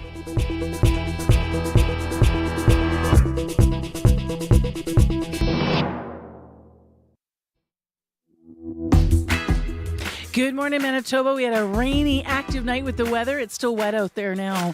I'm Marcy Marcusa. This is CBC's Information Radio on 89.3 FM, 990 AM, on the app, on YouTube. This hour on the program, we are going to continue talking about a now former NDP MLA, Mark Wasyliw, who has some sharp words about the Premier's leadership. We're going to hear more about what he had to say after being booted out of Caucus yesterday. So that's coming up with news coverage and also with extended coverage this hour. We have a full interview at just before 8 o'clock with the Criminal Defence Lawyers Association of Manitoba in response. So stay tuned for that. In addition, this hour on the show, a fun story coming up at 7:40. They will be in studio, a mother and son duo, to talk about what it's like to have an appearance together on a show called Crime Scene Kitchen. They're going to talk about their experience and their shared love of baking. Stay tuned. As I mentioned, we have a lot of coverage that is crossing from show into the news. So Heather's here with some more details on our top stories. Hi there, Heather. Good morning. Yes, the NDP hang on to Elmwood-Transcona. NDP! NDP! Leila Dance will be the new member of Parliament for that riding, traditionally an NDP stronghold. Dance won by 1,100 votes over the Conservatives' Colin Reynolds. Elections Canada says voter turnout yesterday was 39%. And a Winnipeg retiree who lost nearly $650,000 in an alleged fraud is taking a local credit union and a bank to court. We'll hear more coming up in our next local news at 7:30. All right, thank you, Heather. You're welcome. Time to get into our actual weather forecast details here. I know I'm just going to give Abby a second. He's getting the forecast off the printer there, and Corey's popping in with the weather. Abby, so you have the updates now? What are we looking at? Yeah, a rainy start to Tuesday. We've got light rain outside now. Currently, Winnipeg still stuck at 17 degrees. We're expecting cloudy morning. Some fog patches are spotted here and there. That should be clearing up as we get into the afternoon period. And temperatures will warm up to 24, though it's going to feel warmer than that with a humidex at 31. We will see clear skies that will begin to roll in as we get into the afternoon period, and then partly cloudy conditions tonight. Across the other part of the region, it's currently foggy in Thompson at 5 degrees, and Churchill is at 7, partly cloudy. Down south, we're seeing this rain and thunderstorms tapering off, and it will leave partly clear skies later in the afternoon. We'll see highs hovering around 25. Right now, Winnipeg, 17 degrees. The rain is light. It's tapering off. Then we'll see some cloudy conditions with clearing by the afternoon period, and we'll get to a high near 25. All right, thanks, Abby. Thank you. Corey Funk, the commute. Yeah, heard from Liz on the commuter line probably about 15 minutes or so ago that at Portage, eastbound Portage at Sherbrooke, there's a multi-vehicle collision there that has the turn lane and middle lane blocked. There's a fire truck on scene, so you got to keep right to get around that. She also said actually further up, just past the intersection with Sherbrooke, there's also a truck with a missing tire that's blocking the middle right lane. So kind of a couple issues to you might have to weave through if you're going eastbound Portage this morning. If you have an update on that or anything else you're seeing, do give me a call. And just one other update for folks that on St. Mary's today, it's just pretty much for today. There's some electrical work going on between Abinogi-Mikina and Craddock. So at that intersection, it is going to be closed northbound and southbound today for electrical work. But northbound will be open this morning for rush hour. And then in the afternoon, the southbound lanes will be open. So hopefully that doesn't cause too much of a disruption, but it will be a disruption throughout the day today. So heads up there. If you see something else going on, give me a call on the commuter line. That number 204-788-3093. Corey, we have to shout out some students this morning. Ooh. Every profession, I think, has moments that keep you coming back. Mm-hmm. So in ours, maybe it's a great story. Someone comes across, shares something amazing on the airwaves, and are able to be part of the platform that could give them that experience. I know that's how I feel as a host. Yesterday, I got a little taste of what teachers feel. Okay. When you see sort of students engaging, because I was at Sisler High School teaching interviewing. This is part of a collaboration. CBC Manitoba pairs journalists with their program Sisler Create, and some are high school students, but this is a post-secondary program to come in and learn about filmmaking. And what happens is we have the partnership. We come in and do some training, and then through the year, they come up with documentaries and films, and then we support them and show them here on all of our platforms. So Donna Carrero and Robin Summerfield leading the journey. Marcus and Jonathan over at Sisler. But I got to shout out the students. Yesterday, we put them on the spot. We had them sitting down interviewing each other, and I was just so impressed with everything they had to say. So by first name, good morning, Sisler Crate students. If you're up this morning, I promised them I'd shout them out. Ready? There's 14 names. Can I do it? Oh, yeah. Okay. You got it. Big breath.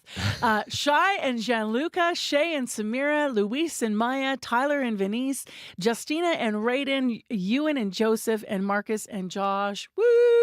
Corey's going to help me clap. Woo! Yay! You guys did awesome. I can't wait to see the work that you come up with this year. So, bright minds. I had just that little taste. Teachers listening know what that feels like. It was so nice to be in a classroom and to be engaging in that way. That's so great. Yeah, it is. So watch for those projects coming up on our CBC platforms. And if you've missed these partnerships in the past, just give it a Google. CBC Manitoba, Sisler Create. You're going to find some of the wonderful work that's been created out of this partnership in the past as well.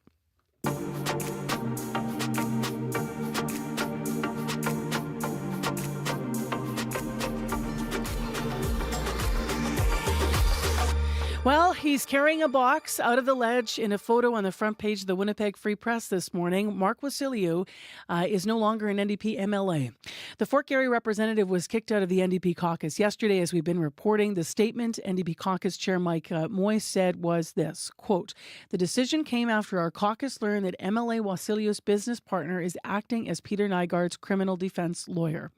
MLA Wasyliw's failure to demonstrate good judgment does not align with our caucus principles of mutual respect and trust. As such, Mark Wasyliw can no longer continue in his role in our caucus." End quote. Wasyliw has continued to work as a defense lawyer since being elected in 2018. He is listed as an associate with the firm Ginden Weeb Siegel Law. Now, CBC's Ian Fraze spoke with him moments after this press release was sent to media. Here's what he had to say. Honestly, I'm a bit relieved. I've been seeing things this past year that's really been unnerving. This is not what people voted for. Wab Kinew is a dysfunctional and toxic leader, and he's created a dysfunctional and toxic legislature and culture. And not having to be part of that, I'm a little, quite frankly, relieved. And I can just focus on representing my constituents as best as I can in this new role. Toxic and dysfunctional, you just said. What examples do you have that embody that? Wab's a bully, and he cannot convince people to do things. He needs to pressure them, bully them, demean them. And you're seeing a lot of staff leaving because of it. But that was always there. If you look at when he was in the opposition leader's office, a lot of people were leaving there. He couldn't keep staff, and we were on an upswing, and you're seeing that he has to be the smartest person in the room. Caucus no longer discusses issues. There's no debate or discussion about the direction of the party. The caucus had no input into policy or the platform this past election. And so this government is not concerned about policy.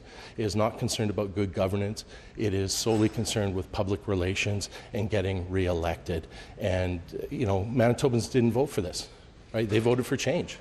And there's a lot of bewildered New Democrats right now that are calling me, emailing me, saying, you know what, I didn't vote for this. This is not my government. And I'm going to stick around. I'm going to be their voice. You also called him a bully. What examples do you have of that?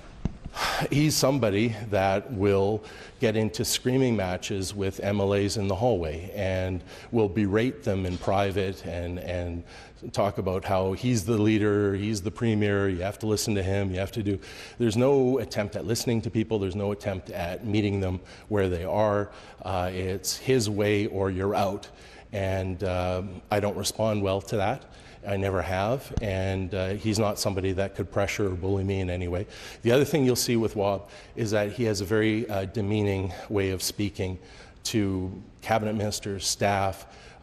He will basically make people feel small, and it creates a toxic environment.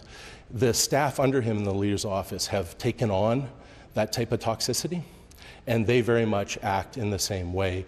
And you hear complaints from chiefs of staff and other sort of high-ranking administration things that they're being belittled and abused and bullied. So quite frankly, not many people at the legislature could pass a respectful workplace review. I guess, like you said, you weren't one to entertain that bullying or that intimidation.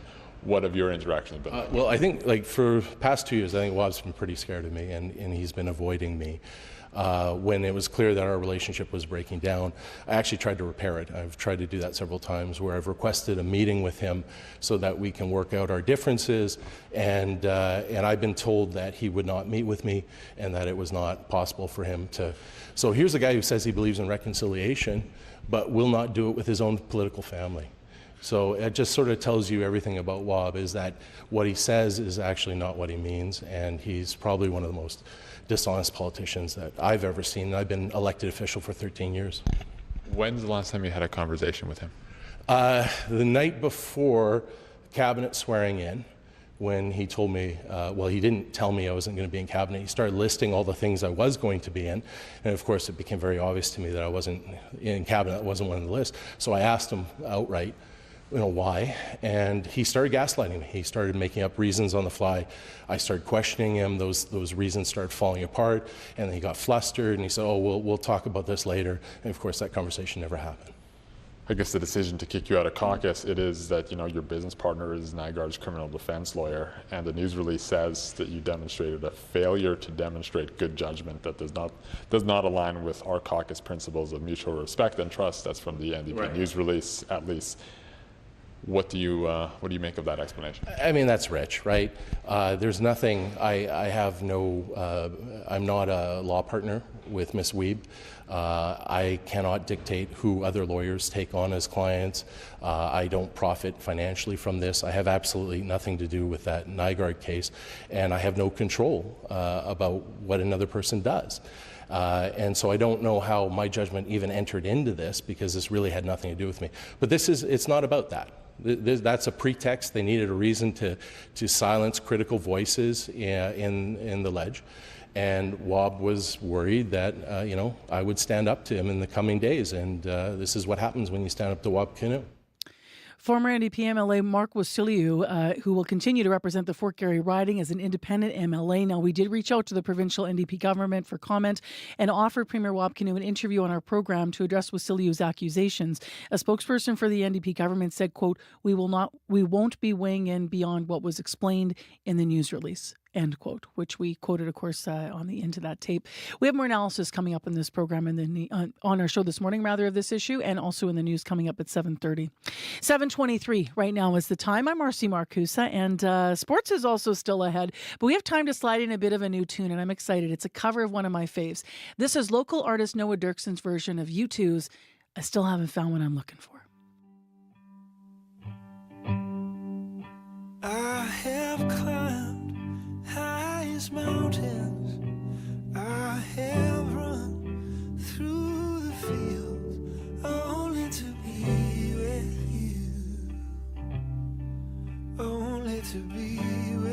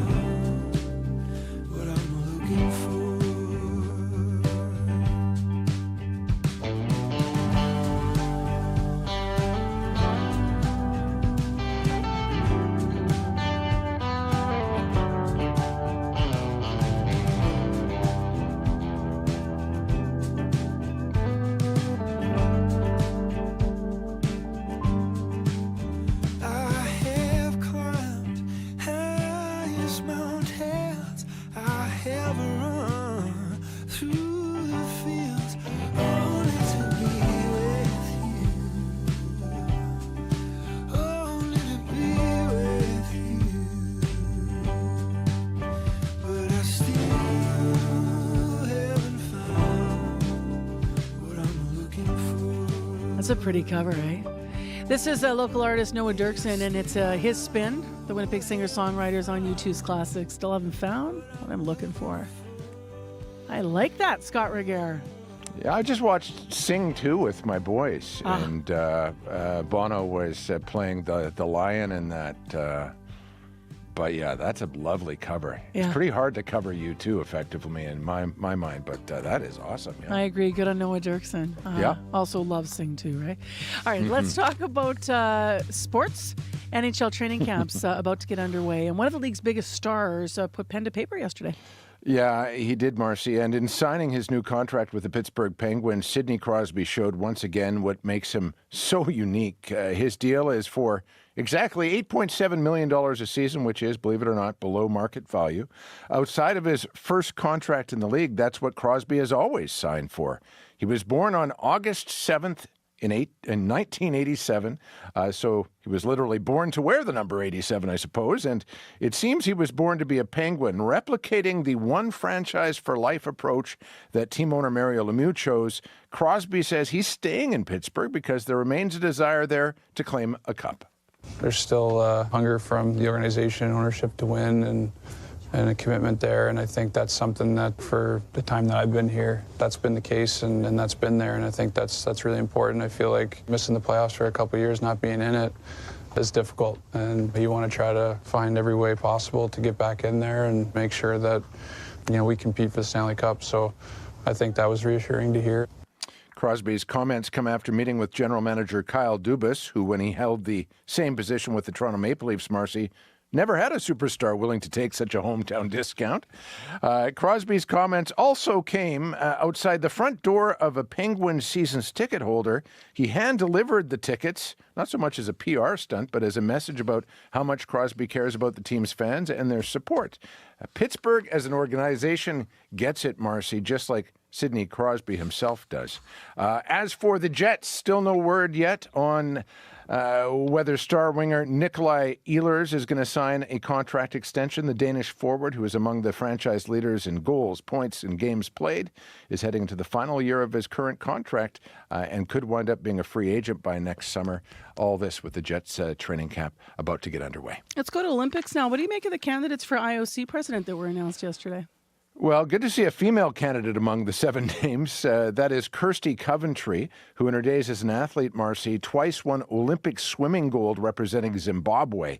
It'll be an uphill battle for Coventry, though, if she is to be named the IOC's first female president, in part because as much as the IOC trumpets gender parity among its athletes, there's been little of it in its boardrooms. In the organization's 130-year history, only one woman, American rower Anita DeFrance, has been on the ballot for president, and she was eliminated after the first round of voting.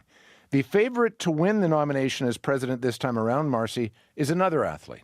It's Sebastian Coe extending his lead, and The sound of Sebastian Coe winning middle distance gold for the UK at the 1984 Games in Los Angeles. Since then, Coe has gone on to be an elected lawmaker in the UK. He led the London Olympics Organizing Committee and for the last 9 years has presided over World Athletics. It is why Lord Coe, as he's now known, is considered the front runner to become the next head of the IOC. Voting for the president will begin in March. And you have some soccer news to finish up.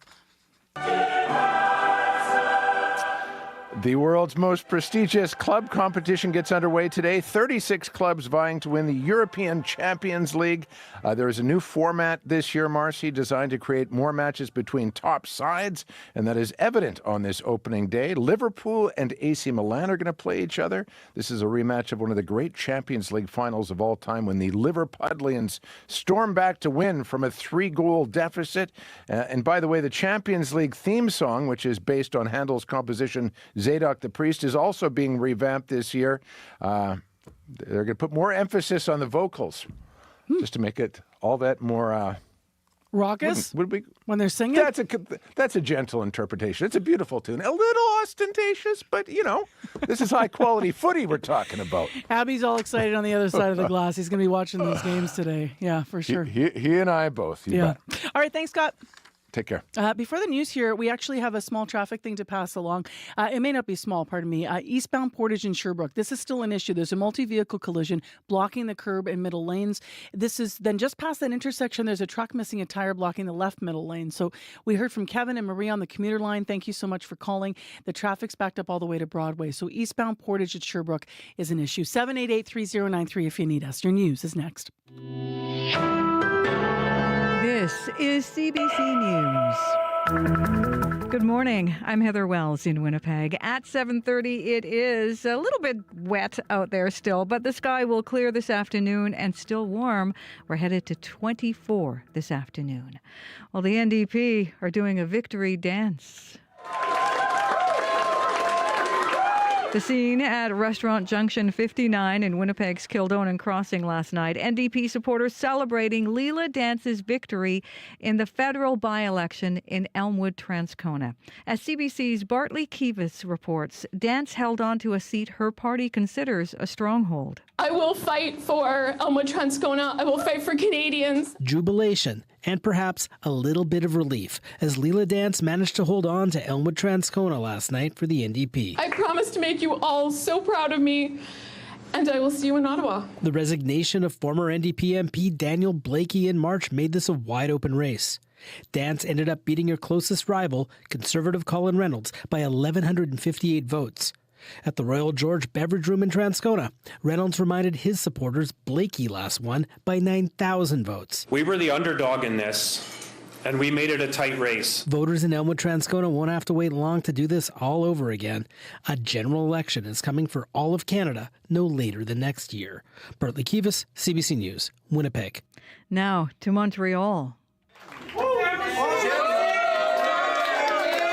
Bloc Québécois supporters celebrating the party's upset win in a federal by-election, a traditional Liberal stronghold of La Salle et Marde-Verdun. It is now the second by-election in 3 months the Liberals have lost. In June, a traditionally safe Liberal riding in Toronto went to the Conservatives. You can hear more national and international news coming up on World Report at 8. Legal experts in Manitoba say a decision by the province's New Democrats sends a chill through the justice system. The NDP have kicked MLA Mark Wasyliw out of their caucus. They say he failed to demonstrate good judgment because a partner at the law firm where he works is Peter Nygaard's defense lawyer. Jerry Wiebe is Nygaard's attorney of record in Manitoba. It scares me, because these are the people that make funding decisions about our justice system. These are the people who fund legal aid. These are the people who fund the courts. These are the people who make the decisions about how our system operates. And if they're this fundamentally misinformed about what people do, what kind of decisions are they going to make?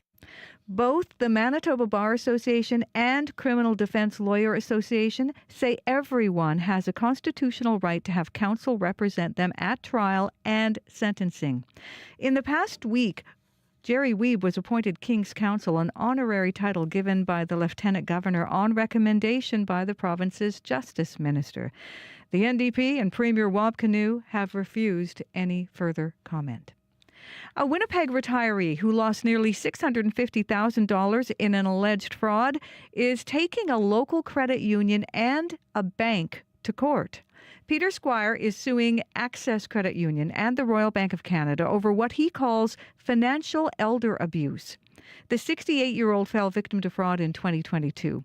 A man identifying himself as a BMO manager convinced him to make e-transfers from his Access account. The money went into a Royal Bank account that turned out to be controlled by the fraudsters.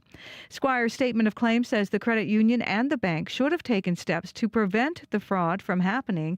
It says Access has since reimbursed Squire, but he says the credit union has denied all liability so far. None of the parties named in the lawsuit would comment. A Manitoba judge has acquitted a court cashier accused of pocketing thousands of dollars in fine payments. The cashier who worked for the provincial court counter in Winnipeg was found not guilty of fraud and theft over $5,000. The charges stem from $16,000 in payments made to the court between 2018 and 2020. An audit, though, found 178 incidents in which transactions were not recorded. But Provincial Court Judge Rachel Rusin ruled the evidence wasn't convincing enough to show the cashier had anything to do with the stolen money or that the money was missing in the first place. Rusin says she firmly believes the payment system at the provincial court counter was, quote, archaic and problematic. Well, this could be problematic this morning. Power's out in a few southern Manitoba communities. Manitoba Hydro's outage map showing outages in the St. Agathe area, Morris, St. Jean-Baptiste, and the Lorette area. Hydro says power is expected to be restored between 9:30 and 10. And tonight is a night for sky gazers, farm workers, and romantics. But there's a full moon rising. Let's go dancing in the light. The harvest moon, not just any harvest moon, a super harvest moon. It will appear a little bit brighter and a little bit closer to Saturn. But if you are counting on the light of the moon to get your crops in, there's a warning. The moon will partially pass through the Earth's outer shadow, meaning there will be a very slight lunar eclipse from about 9 to 10 o'clock Central Time tonight. You can find more Manitoba news updated throughout the day. All you have to do is head to cbc.ca/Manitoba. All right, thanks, Heather. You're welcome. We should pull that tune and play it fully later, I think. It matches the mood of like a rainy morning, right? It's kind of cool. You're going to be staying up late taking pictures, clearly, my sky-loving friend. Yep, and for sky lovers out there, you want to capture the picture with your phone, just reduce the contrast and set it on night mode and you should have a good shot. Now, that is because it should not be, hopefully, raining tonight. You could bump into some, maybe, but some cloudy conditions here and there. But that should be clearing later in the evening. Just a bit of cloudy conditions we will be seeing tonight across the province. At this time, we are going to be seeing some clearing this morning once this showers and thunderstorm ends, and we'll see highs ranging from 21 to 26. Partly cloudy and some sunny conditions with breezy conditions we will be seeing. Winnipeg right now 18, still light rain outside. Once that tapers off, we'll see some clear afternoon and then high 24. Brandon is foggy at this time at 14. Expect the fog patches to clear up and then you head to a high of 24. Breezy afternoon for folks in Brandon. Thompson is at 5. Some fog patches still lingering for you there. I expect sunny skies once this clears off and you'd head up to a high of 23. Further north in Churchill, partly cloudy at this time, 7 degrees, high 21. A few clouds tonight, you cool down to 7. Dauphin is also foggy at 11 degrees. We're going to see a mix of sun and clouds, and then that fog patches will be clearing as you get into the afternoon period, and you get to a high of 25. Gimli, Steinbach, Morris, all hovering around 17 and 18 degrees at this time. Once this showers ends, we will see some cloudy conditions roll in, and most of the regions will be touching 25 degrees. Right now in Winnipeg, 17, light rain. We warm up to 24. All right, thanks, Abby. Thank you. Abby Adiemi with our weather this morning, and it's 7:38. There's lots going on in traffic, actually, Corey. Yeah, it's most of that is happening at eastbound Portage and Sherbrooke right now. There was a multi-vehicle collision a little bit earlier this morning that has the curb and middle lane blocked, and there's a fire truck on scene. And then actually just a little bit further up past Sherbrooke, there's also a truck missing a tire blocking the right middle lane. So just look out for that. Heard from both Kevin and Marie, who called the commuter line to let me know that it's actually backed up all the way to Broadway. So really slow going eastbound Portage this morning. Look out for that. If you see anything else going on, give me a call. I'd love to get an update on that or anything else you're seeing. That number to call, 204-788-3093. All right, thanks, Corey. Thank you. Of course, you also might be affected traffic-wise by what's happening in some of the communities Heather mentioned because of the power outages. So once again, St. Agathe, Morris, St. Jean-Baptiste, and Lorette with power issues this morning. So we'll stay on top of that and let you know when things are good to go. It is 21 minutes to 8 o'clock, and up next on the show, a Winnipeg mother and son duo are going to soon be on television solving cases. And no, not those kind of cases if you got Matlock in your head. Nigel Batchelor and his mom, Karen Russell, are going to be on this season of Crime Scene Kitchen. Nigel and Karen. I think we make a great team. And watch out, here we come. And sorry. That's mean. The show is hosted by actor and comedian Joel McHale, and it challenges baking duos to guess what kind of treats were made in a kitchen when all that's left are the crumbs. Thus, the crime scene. You can watch it all on CBC as well, by the way. Nigel joins us in studio. Good morning. Good morning. And Karen is here as well. Good morning. Good morning. So this was not your first kick at the baking cat, because you, of course, were in the Great Canadian Baking Show. You and I talked after that. What was this like? And what was it like, being in the kitchen with your mom? Yeah, why not make things endlessly harder? So not knowing what to make. And what better person to do it with than my mom? And what was it like for you? Because this was new to you, kind of being in the spotlight in this way, right? Yeah, it was extremely exciting, but very nervous. It took a lot of pulling teeth to get me to do it, but I did. It was really exciting. Once you got there and you started the process, it was super fun. And who else to do it with Nigel? It was great. Do you guys bake together at home? Like, have you always since he was young, or has this been his thing, your thing differently? We didn't bake a lot when he was young. I did a lot of the baking, or he did a lot of the baking. To do it together, we did it every once in a while, but it wasn't a regular thing. Yeah. Why did you want to be part of the show? How did he finally twist your arm? What was all right, I'm going to do it? Well, what other time am I going to have to spend that much time with him one-on-one as an adult? It was,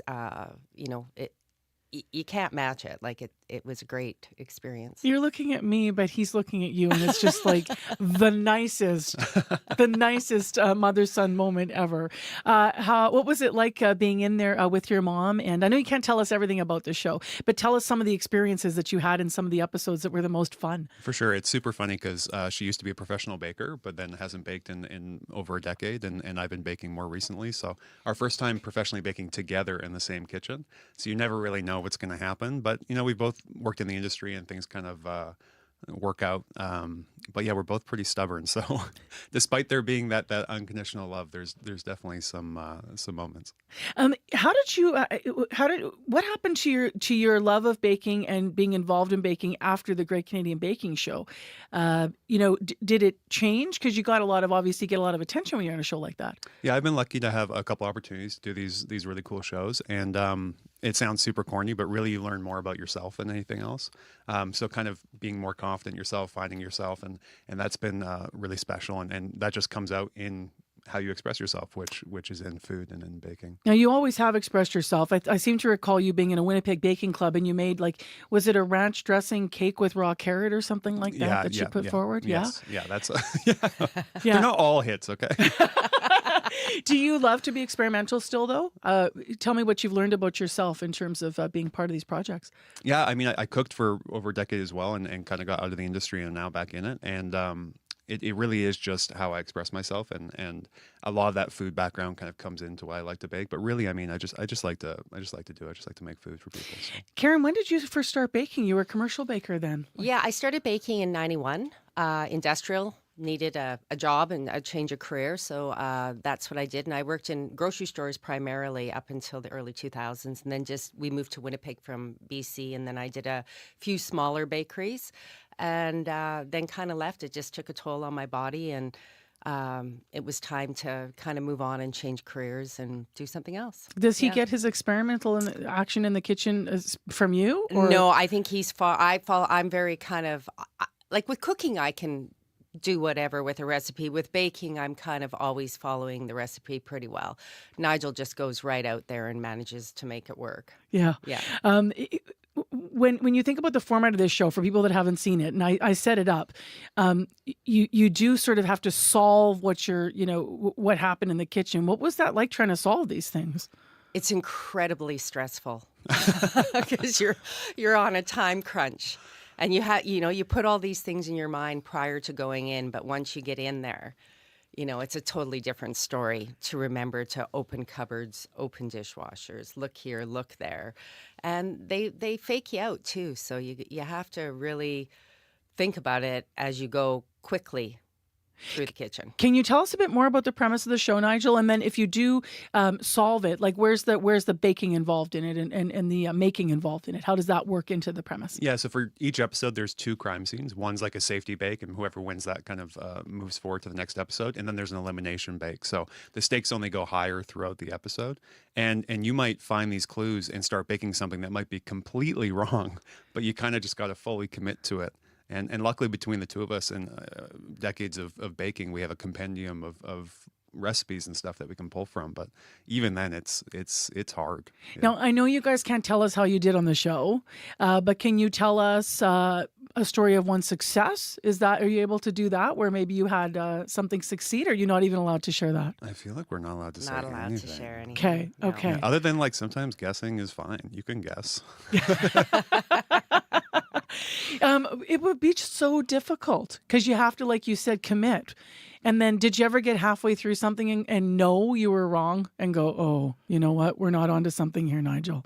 I don't think this is right. Yeah. Oh, yeah. You second guess yourself through the whole process because you literally have such little to go on unless you've, magically figured it out. But even then, you don't know, right? So I'm not sure if you share the sentiment that Nigel just expressed, that you learn also about yourself, even though you said it sounds cheesy. I think it's totally true. Anything like that, pressure environment, something different. What did you learn about yourself? I learned that you can do anything, any age. It doesn't matter. As nervous as I was, it was a fabulous experience. I think it made me stronger. It made our relationship stronger. We already had a good relationship, but even better. I just felt that it made me goofy, though, I found out. I think I get when I'm nervous, I get goofy. So, but yeah, I think it made me stronger. It made me feel that I can do anything. I love that. Yeah. I really love that. Yeah. Has it made you have to cook or bake more now because you got back at it? No. What will you take away from the experience, Nigel? It really, I did this because it seemed fun. It seemed like a fun concept. And I really just wanted to do it with my mom. When you get in your 30s, there's less and less to do kind of with your parents, especially in an experience like this. So, it's a once in a lifetime opportunity, not just doing the show, but doing it with someone I love and who inspires me like my mom. So it's a really cool experience. I love that. Yeah. Are you calling her Ma? Mama, yeah. He's always called me Ma. Yeah, I don't know. Cute. There's all kinds of love in the studio this morning, people. Where are you going to watch it? The season premiere is September 26th. Where is your family going to, take this in together? Do you have a plan yet, or? We haven't talked about it at all. We haven't really talked about it. Okay. Yeah. Well, we'll have to follow through if there's a watch party once we're allowed to talk about the details of how this all went for you. Thanks for making time for us. Appreciate you coming in. No, thanks for having us. Yeah, Thank and thank you for having us. Yeah. I'd say good luck, but you guys already know what happened. We just don't. Nigel Batchelor and his mother, Karen Russell, are going to be representing Manitoba on this season of Crime Scene Kitchen. It airs on Fox, but you can also catch episodes on CBC. The season premiere is September 26th.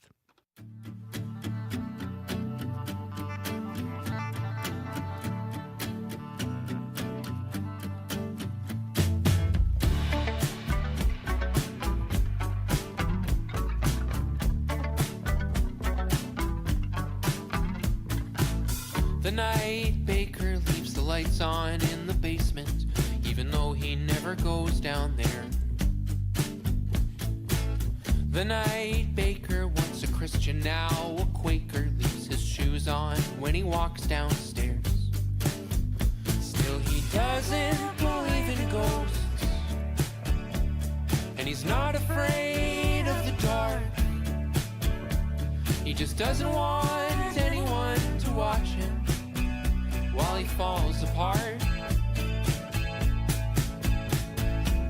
The night baker steals a kilogram of cinnamon, more than he will ever need. The night baker wants a giver, now a taker. If only he had mouths to feed. Since she told him she couldn't stay, and he didn't have the strength for a fight. It's been months now since she moved away, since he started working night.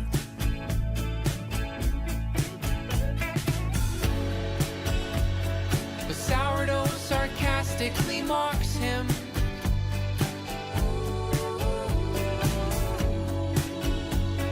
The bagel beg him to stay. Yeah, you know why we're playing this after the baking interview with the sourdough mocking him and the bagels begging him to stay. This is a local artist, Jacob Rudofsky. If you want to check out the tune, it's called Night Baker.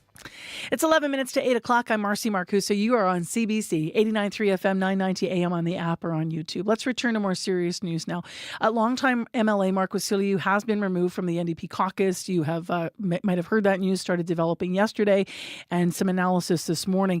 The NDP say Wasyliw failed to demonstrate good judgment because his business partner is Peter Nygard's criminal defense lawyer.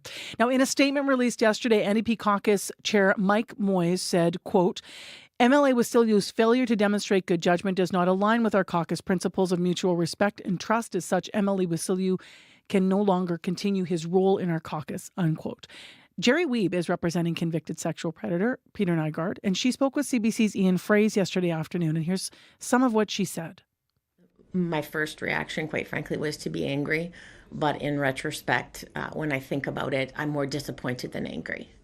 I'm disappointed because to say that Mark has exhibited bad judgment by associating with me is obviously an indictment of me, but it's an indictment of what I do as a criminal defense practitioner. I represent clients who are charged with criminal offenses, regardless of what they're charged with, regardless of who they are, because I believe in my heart and soul that everyone is entitled to a vigorous defense. Our justice system is based on the premise that every criminal accused is entitled to a vigorous defense. And that's what I do in order to make sure that our system works.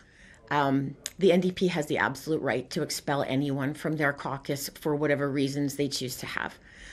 If they don't like the fact that Mark's doing two jobs, if they have issues with the way he represents his constituents, I take no issue with their ability to discipline him within their rules for that. Where I become involved is when they use the premise, the basis of what a criminal defense lawyer is, and when they portray that as an evil thing in order to justify disciplining him. So that was criminal lawyer Jerry Wiebe. Chris Gamby is the Director of Communications for the Criminal Defense Lawyers Association of Manitoba and here to weigh in an interview. Good morning. Good morning. What do you make of all this? I think Ms. Wiebe aptly put our position here. Our concern is not so much with the fact that the NDP has a problem with one of its former caucus members. Our concern is more that they're using his job, his association with Ms. Wiebe as some sort of a way to denigrate him and suggest that he has poor judgment and is acting contrary to the principles of mutual trust and respect by being involved with it at all, which is very concerning to us. An average listener may hear what the province has said and think, well, can a criminal defense lawyer turn down a client if they feel that something about the case doesn't sit well with them? And they may think that that judgment is fair. What would you say that you would like them to understand about your profession if you know that's the train of thought?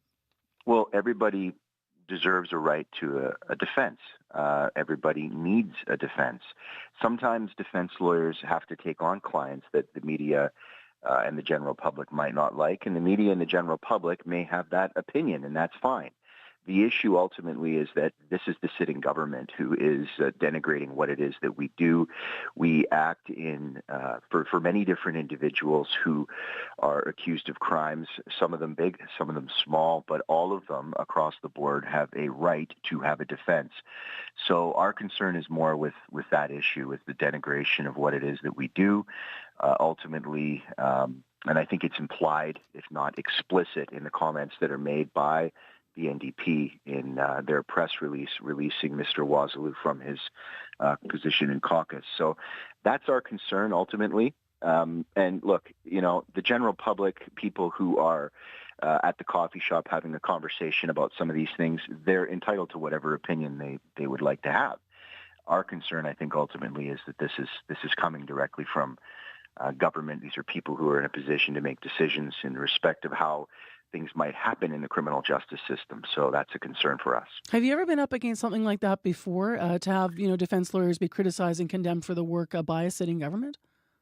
Well, there was, I guess I want to say it was 2022 or 2023, where the PC Party Caucus made similar comments about Mr. Wasyliw. They were a little bit more focused in terms of what they said, but I don't think that was a particularly big story back then.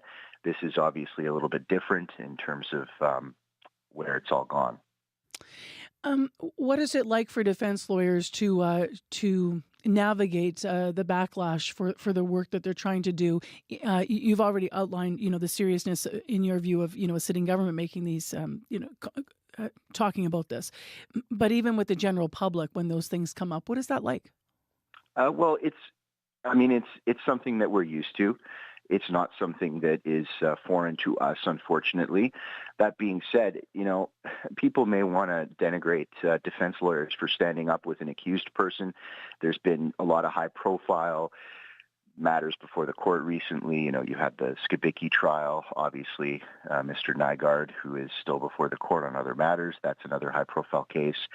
But the work that those lawyers are doing, they're there to make sure that, sometimes individuals charged with crimes may not have a strong legal defense.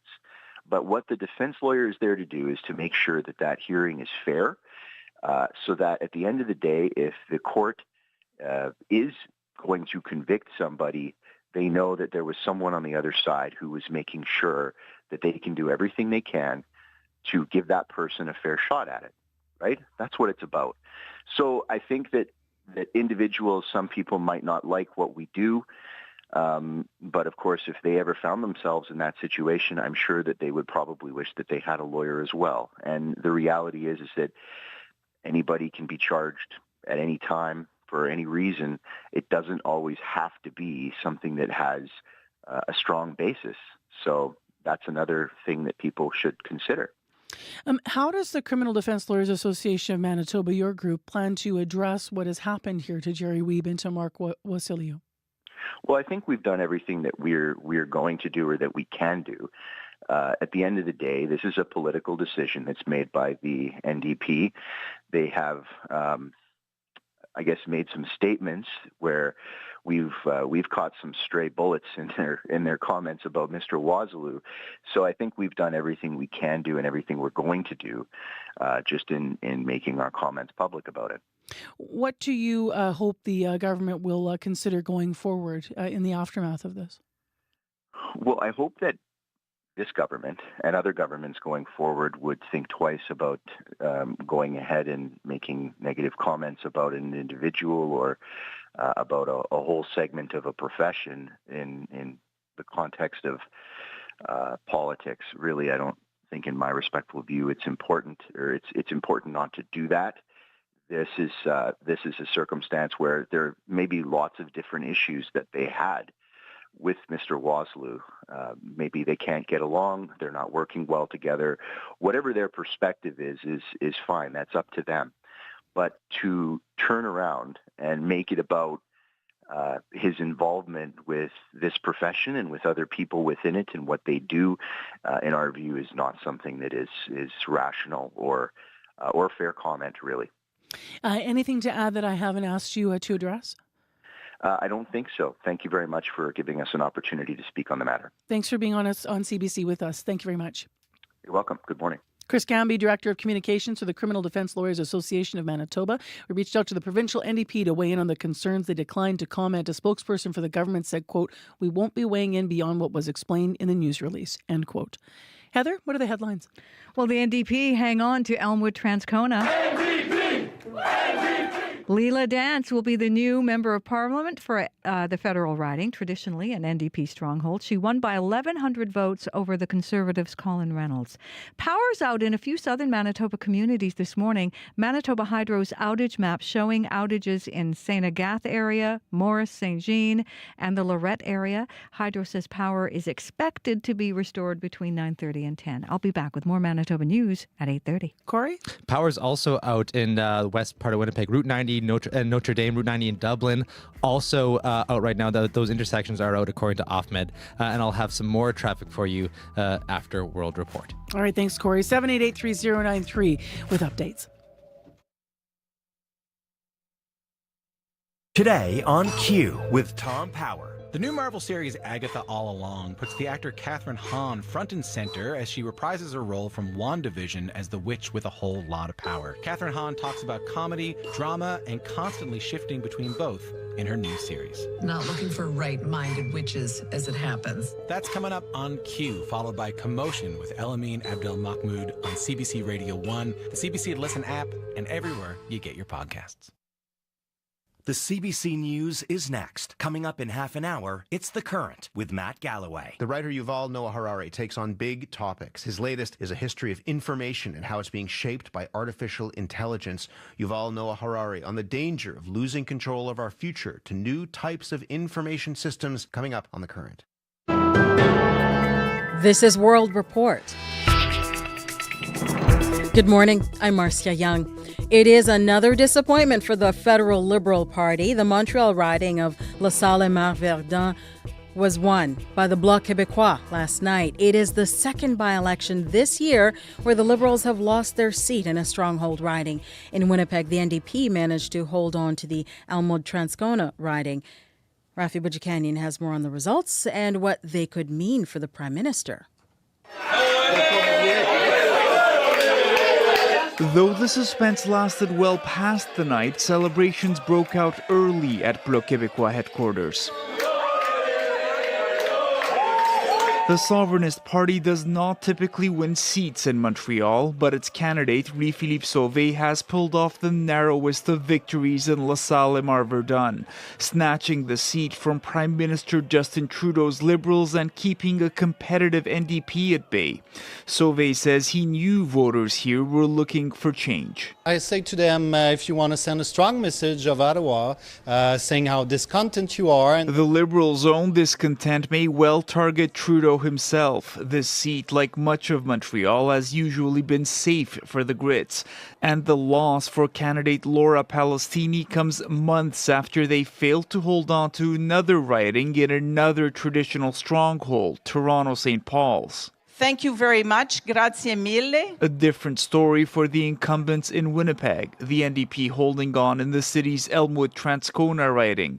Their new candidate, Leela Dance, fended off a Conservative attempt at taking the seat. I promise to make you all so proud of me, and I will see you in Ottawa. Both the NDP and the Bloc have said they hold a lot of power in a minority parliament. Their leaders will no doubt be further convinced by these by-election results.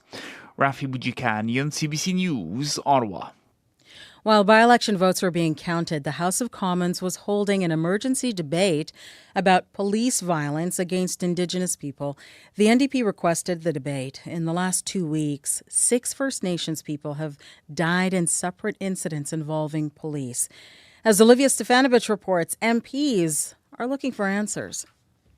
We need to do a better job calling for accountability. The NDP's critic for Crown Indigenous Relations, Lori Idlout, urging her colleagues from across party lines to set aside their differences and unite behind a common cause. We need to do our job to help make sure that First Nations, Métis, and Inuit children, women, individuals know that they will be protected. From August 29th until September 8th, 6 First Nations people died at the hands of law enforcement, some by the RCMP, others by municipal police forces. That as a nation, we have to set a higher standard. Separate incidents connected by what New Democrat MP Charlie Angus calls a systemic issue. And what does it say to Indigenous communities anywhere? What does it say to Indigenous people in my community, whether or not they should trust the police? Crown Indigenous Relations Minister Gary Ndandasangari says answers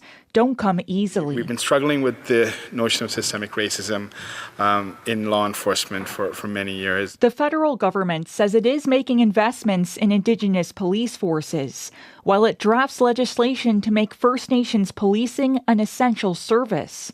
But the NDP says the funding announced so far is inadequate, and Indigenous people should be involved in police oversight.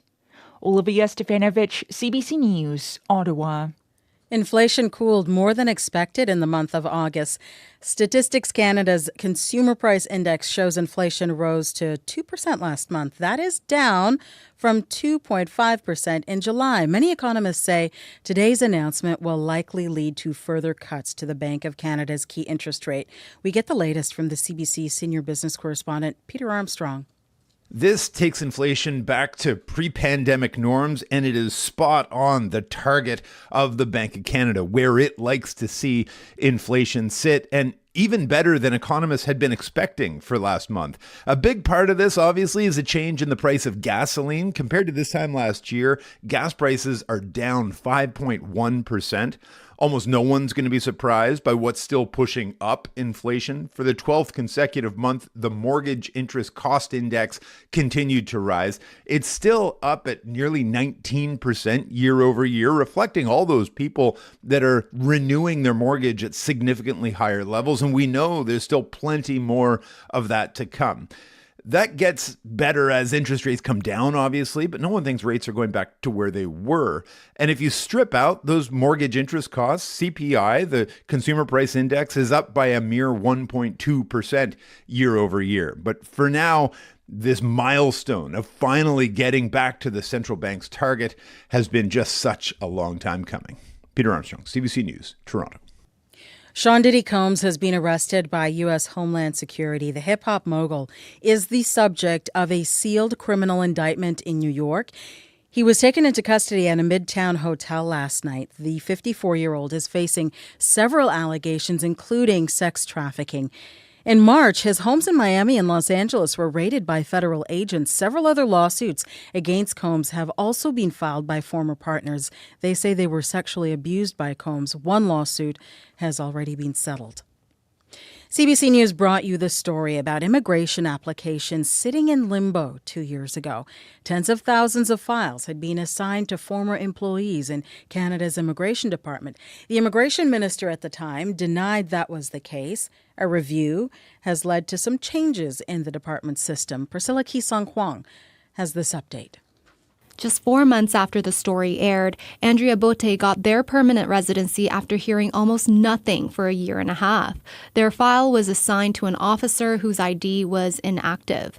Now, after learning more details about the convoluted system, Bote says, "It's just really just disappointment really in the system." Immigration, Refugees and Citizenship Canada recently answered our access to information request after CBC story ran in December of 2022. Documents show the Immigration Ministry did a full-scale cleanup. Its offices reviewed the list of hundreds of former employees' codes that held on to about 60,000 immigration applications. A team in Windsor, Ontario found an open file sitting with a worker who left earlier that year. There were other examples of staff rushing to reassign applications, despite then Immigration Minister Sean Fraser saying on Parliament Hill, "Members' allegation that files are resting with officers who do not exist is unequivocally false." Ottawa immigration lawyer Jamie Liu. Having such a reactionary approach to a media story is very concerning. But I think what's really important to accentuate is that there are real people behind the files. Now the Immigration Department says it's using a new system, is now using generic codes to hold applications, and says, quote, "This ensures files do not fall through the cracks when officers are unexpectedly away or leave the job." Priscilla Kisong-Huang, CBC News, Ottawa. For students in Jasper, Alberta, this is the first day back in classrooms since fire tore through their town. Marie-Claude Fauché is the director of École des Rochers. She says the building was filled with smoke. It had to be cleaned by specialists before students could return, but she says it will be good for them to get back to class.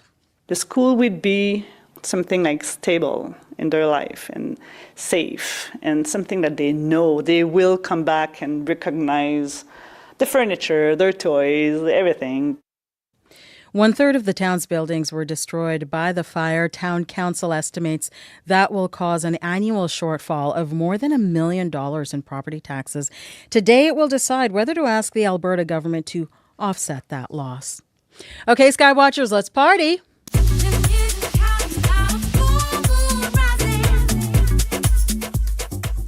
Moon Rising by Canadian DJ Gayance is the perfect soundtrack to watch the night sky tonight. Not only is it the harvest moon, it is a super moon, brighter than usual and a little bit closer to Saturn. But if you are counting on the light of the moon to find your way home, here is a warning. The moon will pass through the Earth's outer shadow. That means there will be a very slight lunar eclipse from about 10 to 11 p.m. Eastern Time. Another reason to listen to Gayance tonight, the Polaris Music Prize is being awarded this evening, and Gayance was one of last year's nominees.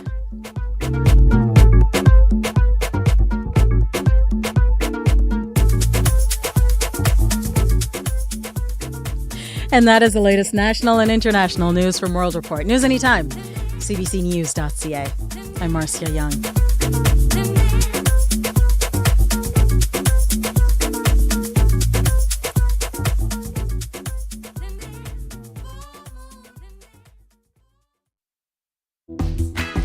Well, what a stormy night we had overnight in Winnipeg. Good morning, everyone. I'm Marcy Marcusa. You're listening to Information Radio with our team here live in downtown wet Winnipeg on 89.3 FM.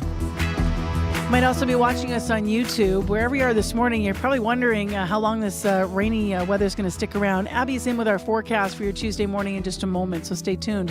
Also, we have some hydro outages to tell you about around Manitoba and things that are affecting traffic. So we've already got some active issues out there. Corey's going to be in as well as Heather Wells. In addition, this half hour, speaking of traffic, we're going to be talking about two new roundabouts that are causing some motorists a bit of a kerfuffle just outside Winnipeg. We're talking about navigating what is there in terms of the ongoing construction at the south perimeter at St. Mary's Road. Some are saying they're welcoming these changes with open arms. They've been waiting for this. Other people are saying it feels to them like the, quote, new Confusion Corner South. So we're going to find out more about the design and how to navigate this part of your commute, if it's in your neighborhood or if it's an area that you drive through. Right now, though, at 8:11, speaking of Heather Wells, she's here now with our headlines. Good morning. Good morning. Well, the federal NDP doing a victory dance in Winnipeg. Political newcomer Leela Dance fending off a tough challenge last night to win the by-election in Elmwood-Transcona. She wins that federal riding, beating Colin Reynolds of the Conservatives by more than 1,100 votes. And as you mentioned, power is a problem for some people in Winnipeg and throughout southern Manitoba. Here in Winnipeg, a large outage north of the airport on Route 90, affecting about 1,700 customers. And the St. Agathe area, Morris, St. Jean-Baptiste, and the Lorette area, all showing outages. Hydro says power is expected to be restored between 9:30 and 10. I'll be back with more Manitoba news at 8:30. All right, Heather. And you know what? I just leaned out to look at the window and you were saying 1,700 customers. Is that the total number or is that a Winnipeg number in addition to the other communities? That's the Winnipeg number. Got it. Along Route 90, Kenniston, in that area near the airport. All right. Corey actually has news right up in that area about obviously how lights are being affected. Yeah, by got this. calls from both Ahmed and Allison, and they say right along Route 90, there's the intersections of Notre Dame, Dublin, and Logan. All of those lights are out right now, so treat that as a four-way stop, and that, of course, is directly due to that hydro outage we has heard about from Heather. And while I'm here, too, I thought I'd also mention there's also another traffic issue on northbound McPhillips. Just before that underpass, before the casino, the curb lane's blocked. There was a collision there, accident there earlier, and it looks like it's just being cleaned up, says Cliff, who called the commuter line. Also got a call from Quick Quaker. Thank you for that call. Keep left to get around that. That is causing some backups. And finally, I guess some good traffic news. Eastbound Port at Sherbrooke all morning. There was a collision there earlier that has now been cleared. So should be going smooth sailing through there. Might be some residual backups. It was back up all the way to Broadway earlier, so heads up there. If you see anything else going on out there, thanks for the calls that have been coming in this morning. That number to call, 204-788-3093. Thank you, Corey Funk. Thank you. Well, when I did pull the blinds back and have a peek out here in downtown Winnipeg, Abby, it's soggy. Yeah, soggy, and we've still got rain outside, wet in the city. A rainy Tuesday morning, currently 18 now in the city. We've seen rain showers. Now, once this stops, that should be between 9:30 and 10:30. This rain should be stopping. We will see a cloudy morning with fog patches dissipating. However, the sky is going to be clearing up this afternoon and still warm. So yes, it will be soggy with us getting to that high of 24, though it's going to feel like 31 with the humidity factored in. Partly cloudy conditions we're going to see tonight, then we try to cool down to 16, and tomorrow we'll see a mix of sun and clouds across the province. It's foggy in the north, it's foggy in Brandon and Dauphin, and we're seeing light rain showers from Morris and Gimli, Steinbach, all seeing light rain showers and thunderstorm at this time. But once that tapers off, it's going to be leaving us with partly cloudy conditions and clear afternoon, and we'll be seeing highs around 25.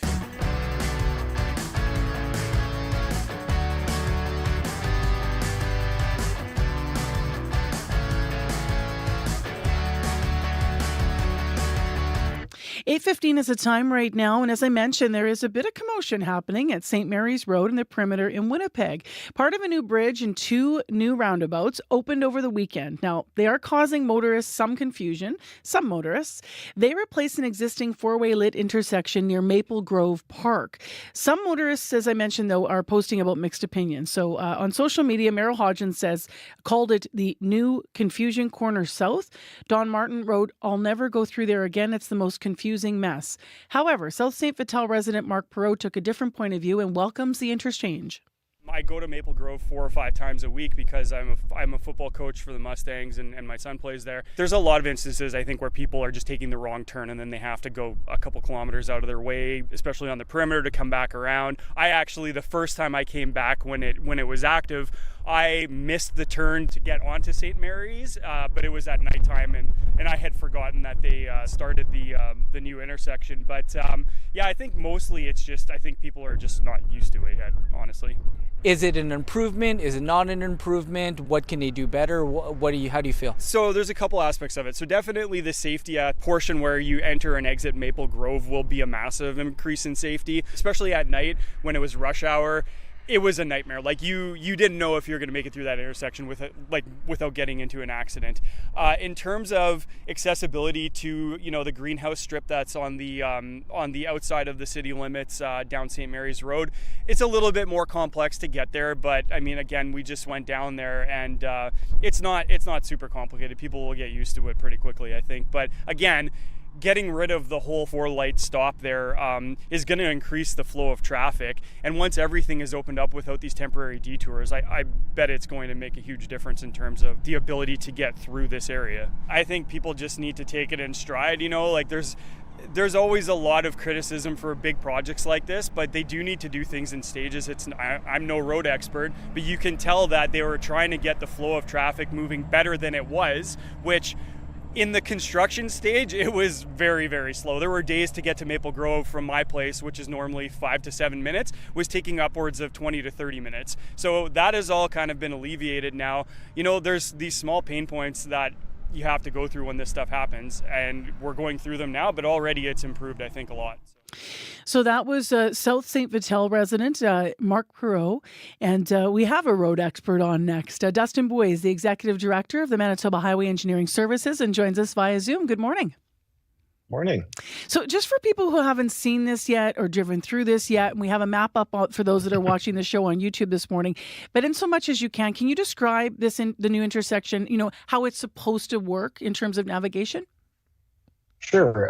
The new interchange that we're designing here it's a pretty typical diamond interchange that you would see almost anywhere in the United States. The main distinction with this particular diamond interchange is the roundabouts that folks on your show have been pointing out. Roundabouts at ramp terminals are actually quite common in the United States. You'll see them in a number of different places. The reason transportation agencies install these roundabouts at the ramp terminals is not only for operations, but mostly for safety. Your previous interviewee there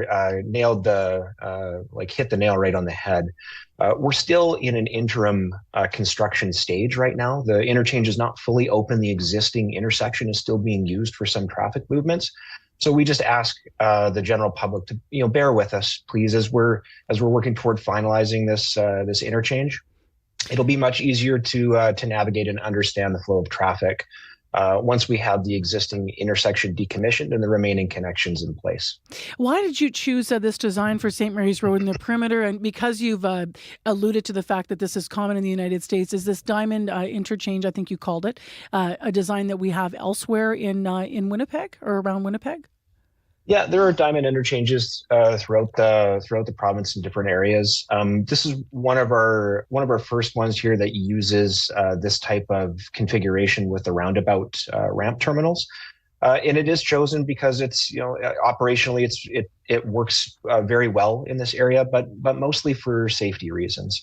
This is actually the first step. It's an interim step toward the ultimate configuration of this interchange, which would be constructed at some point in the future when it's required.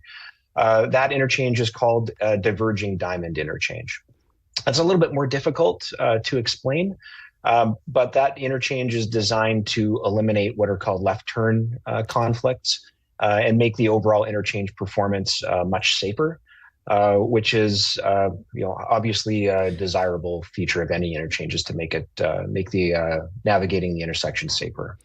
How do you judge if an intersection is going to be intuitive, or is there always sort of a little question? You can look at the research, other places where you've had a design, such as this or in anything you're designing. But do you really know until it's tested, or do you kind of have to wait? Like, how do you know that eventually this will be something people can navigate fluidly? Yeah, it's a common question that we have. Intuitiveness of a particular design, or just the readiness of the general public in the specific area that might not necessarily have encountered a design or a layout like this before. It can take a little bit of time to get used to it, but people do. We try our best to make things as navigable as possible, not only with the design layout of the interchange, but also the signing. And some of that signing, most of that is in place, but there will still be tweaks as we move forward to completion here at the end of fall. Like I said, we're still in a construction stage. That's not the final stage, so we are asking the public to bear with us as we touch things up here. And when you say you feel this, you've added the roundabouts are added in the design to speak to safety. Can you explain that a little bit? How a roundabout helps with safety? Sure. At a traditional intersection, you've got a number of what we call conflict points. And these are points where streams of traffic cross over each other and create the opportunity for an accident. At a roundabout, the number of conflict points is quite low. And whenever conflicts occur between vehicles, it's usually at a much slower speed. And it's at a if an error is made, it's at a collision angle that's very survivable and generally results in property damage only. So roundabouts, their ability to slow traffic down, change, potential collision angles if errors are made, makes that ramp terminal a very safe option for us to deploy. Some people are commenting they feel like the roundabouts look smaller than they might have expected in an area like this. What is the size of it? How do you decide what project, what size of a roundabout will work for each individual project? What's the engineering around that? Yeah, we have some pretty sophisticated design tools. So we have templates of the largest vehicles that we expect to regularly use these types of roundabouts. And we can virtually drive those vehicles through the roundabout to confirm that diameter makes sense for the type of design vehicle that we expect to use it.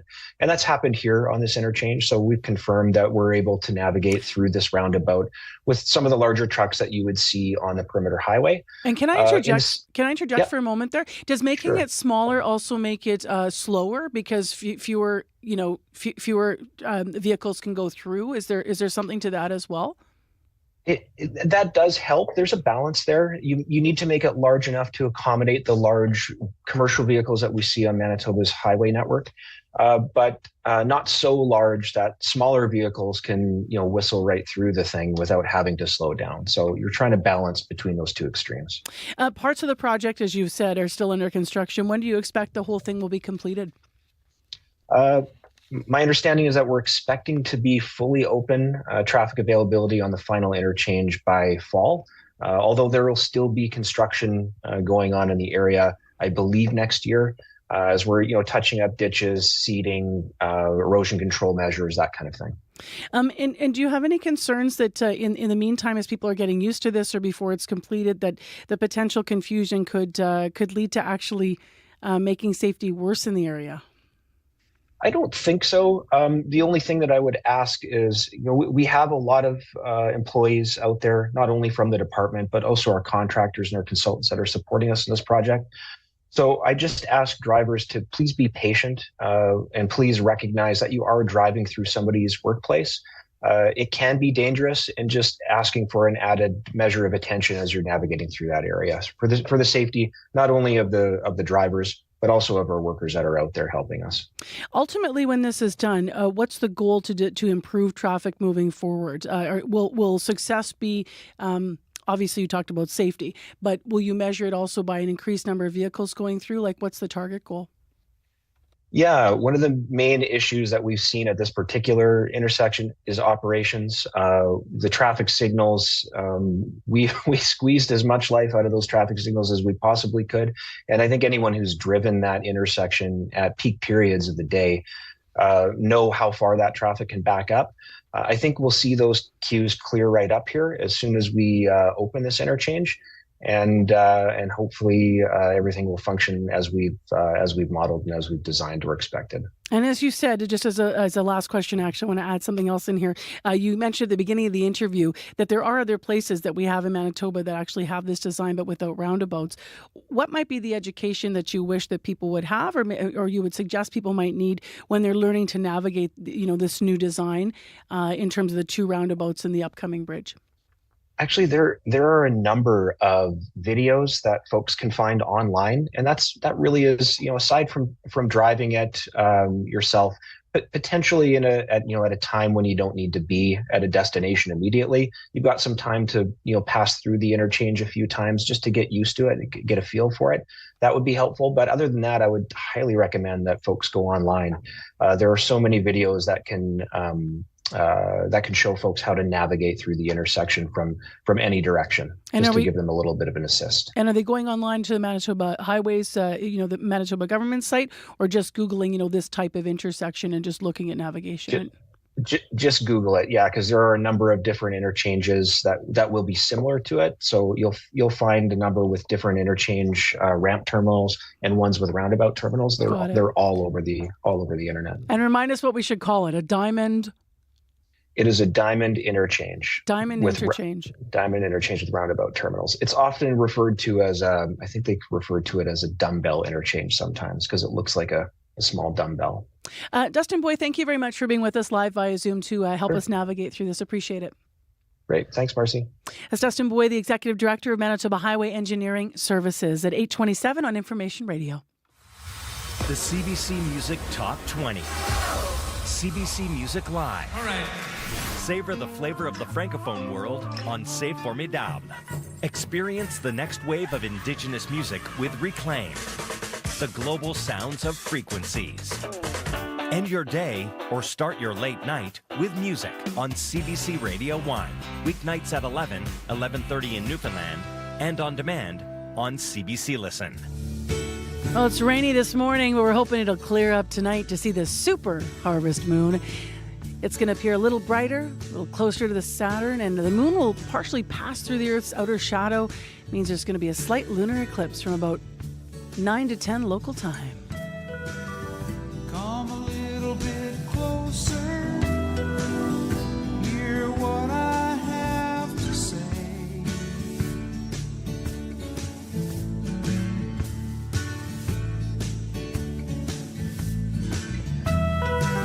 Just like children sleeping, we could dream this night away.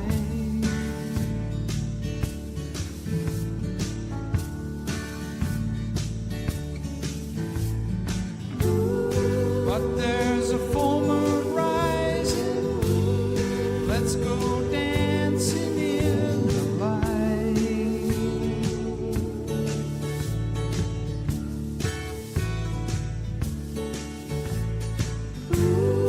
We know where the music's playing, let's go out and feel the night.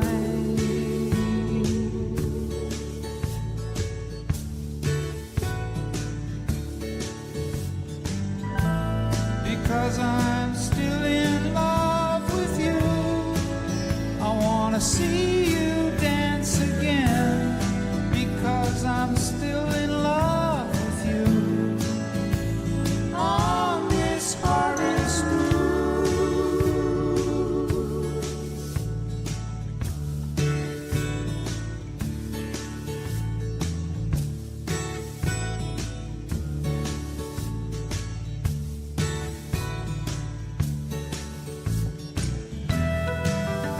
When we were strangers, I watched you from afar.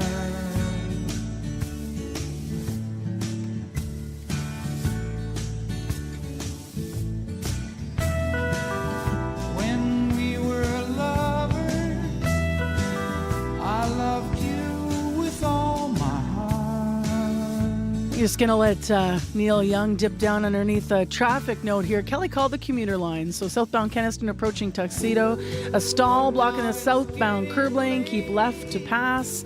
And I want to highlight what's happening on Radio Noon in the call-in today. So Dave Hansen from Sage Garden Greenhouse is going to join guest host Emily Brass to answer your questions about getting your yard and plants ready for the winter.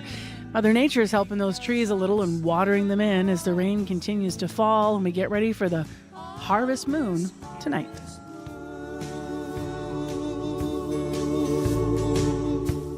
Your CBC Winnipeg News is next. This is CBC News. Good morning. I'm Heather Wells in Winnipeg, and yes, it is wet at 8:30. 18 degrees right now in Winnipeg. We'll see the rain end. The sky will clear this afternoon. Still warm for mid-September, a high today of 24. The federal NDP is doing a victory dance in Winnipeg. Political newcomer Leela Dance fended off a tough challenge to win the federal by-election of Elmwood-Transcona. She did it by beating Colin Reynolds of the Conservatives by more than 1,100 votes.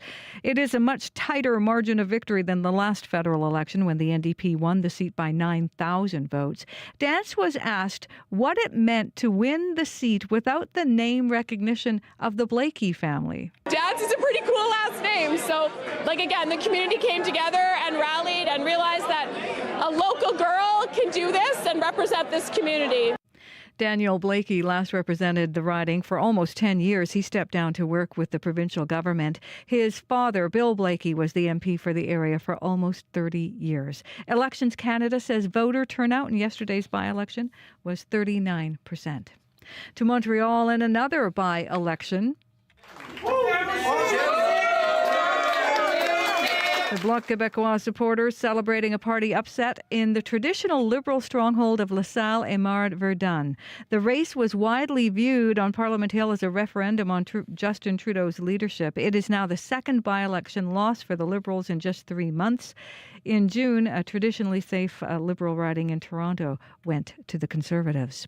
Legal experts in Manitoba say a decision by the province's New Democrats sends a chill through the justice system.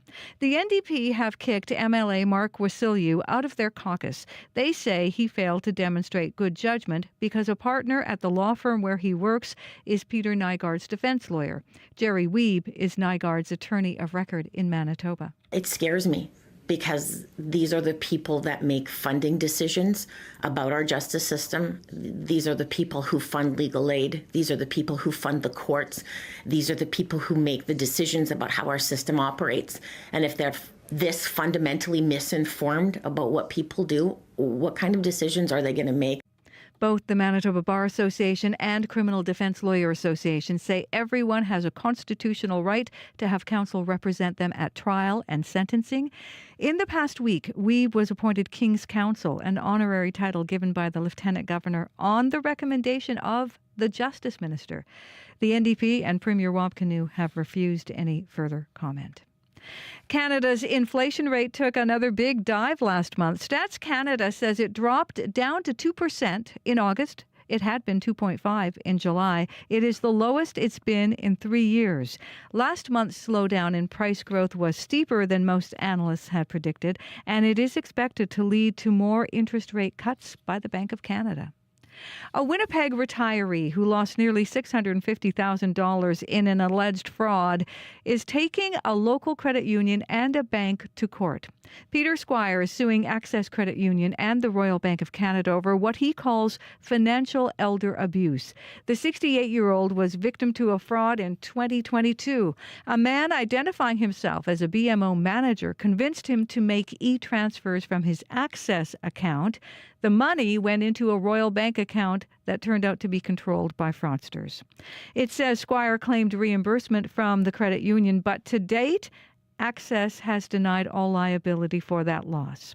Squire's statement of claim says the credit union and the bank should have taken steps to prevent the fraud from happening. None of the parties named in the lawsuit would comment. Well, you may be having a bit of a slower start getting going this morning. Power is out in a few southern Manitoba communities, including in parts of Winnipeg. In the city, there's a large outage north of the Winnipeg Airport on Route 90. The hydro map says about 1,700 customers are impacted along Kenaston, and that includes traffic lights. The outage map also shows outages in the St. Agathe area, Morris, Saint-Jean-Baptiste, and the Lorette area. Hydro says power is expected to be restored between 9:30 and 10 this morning. You can find more news updated throughout your day. Just head to cbc.ca/Manitoba. All right. Thanks, Heather. You're welcome. And thank you to our news department, Heather Wells and Megan Ketchison, as well as our live crew here, Kevin Nipatebo with YouTube, and Corey Funk and Abby Adiyemi, and our hardworking team of associate producers that work on our larger team, of course, all together, and the leaders in unit, Leif Larson and Nellie Gonzalez. All right, I pulled the blind up a little bit here, Corey, and it sure is wet downtown. Yeah. Traffic's picking up. What's the last word on the commute? Yeah, it's trafficy everywhere today. Just heard northbound Pembina approaching Plaza. There's a stall blocking the northbound median lane, so keep right to get around that as well. Southbound Kenaston approaching Tuxedo. There's a stall blocking the curb lane, so keep left, says Kelly. And as well, because of a hydro outage in kind of the Route 90, North Route 90 area, there's several intersections including Dublin, Notre Dame, and Logan. And Route 90, those are all down with traffic lights, so treat that as a four-way stop. So, like, normally I'm not a fan of, like, messing with grammar, but did you say trafficy? Because I like that. Yeah. It's like a new adjective. Yeah.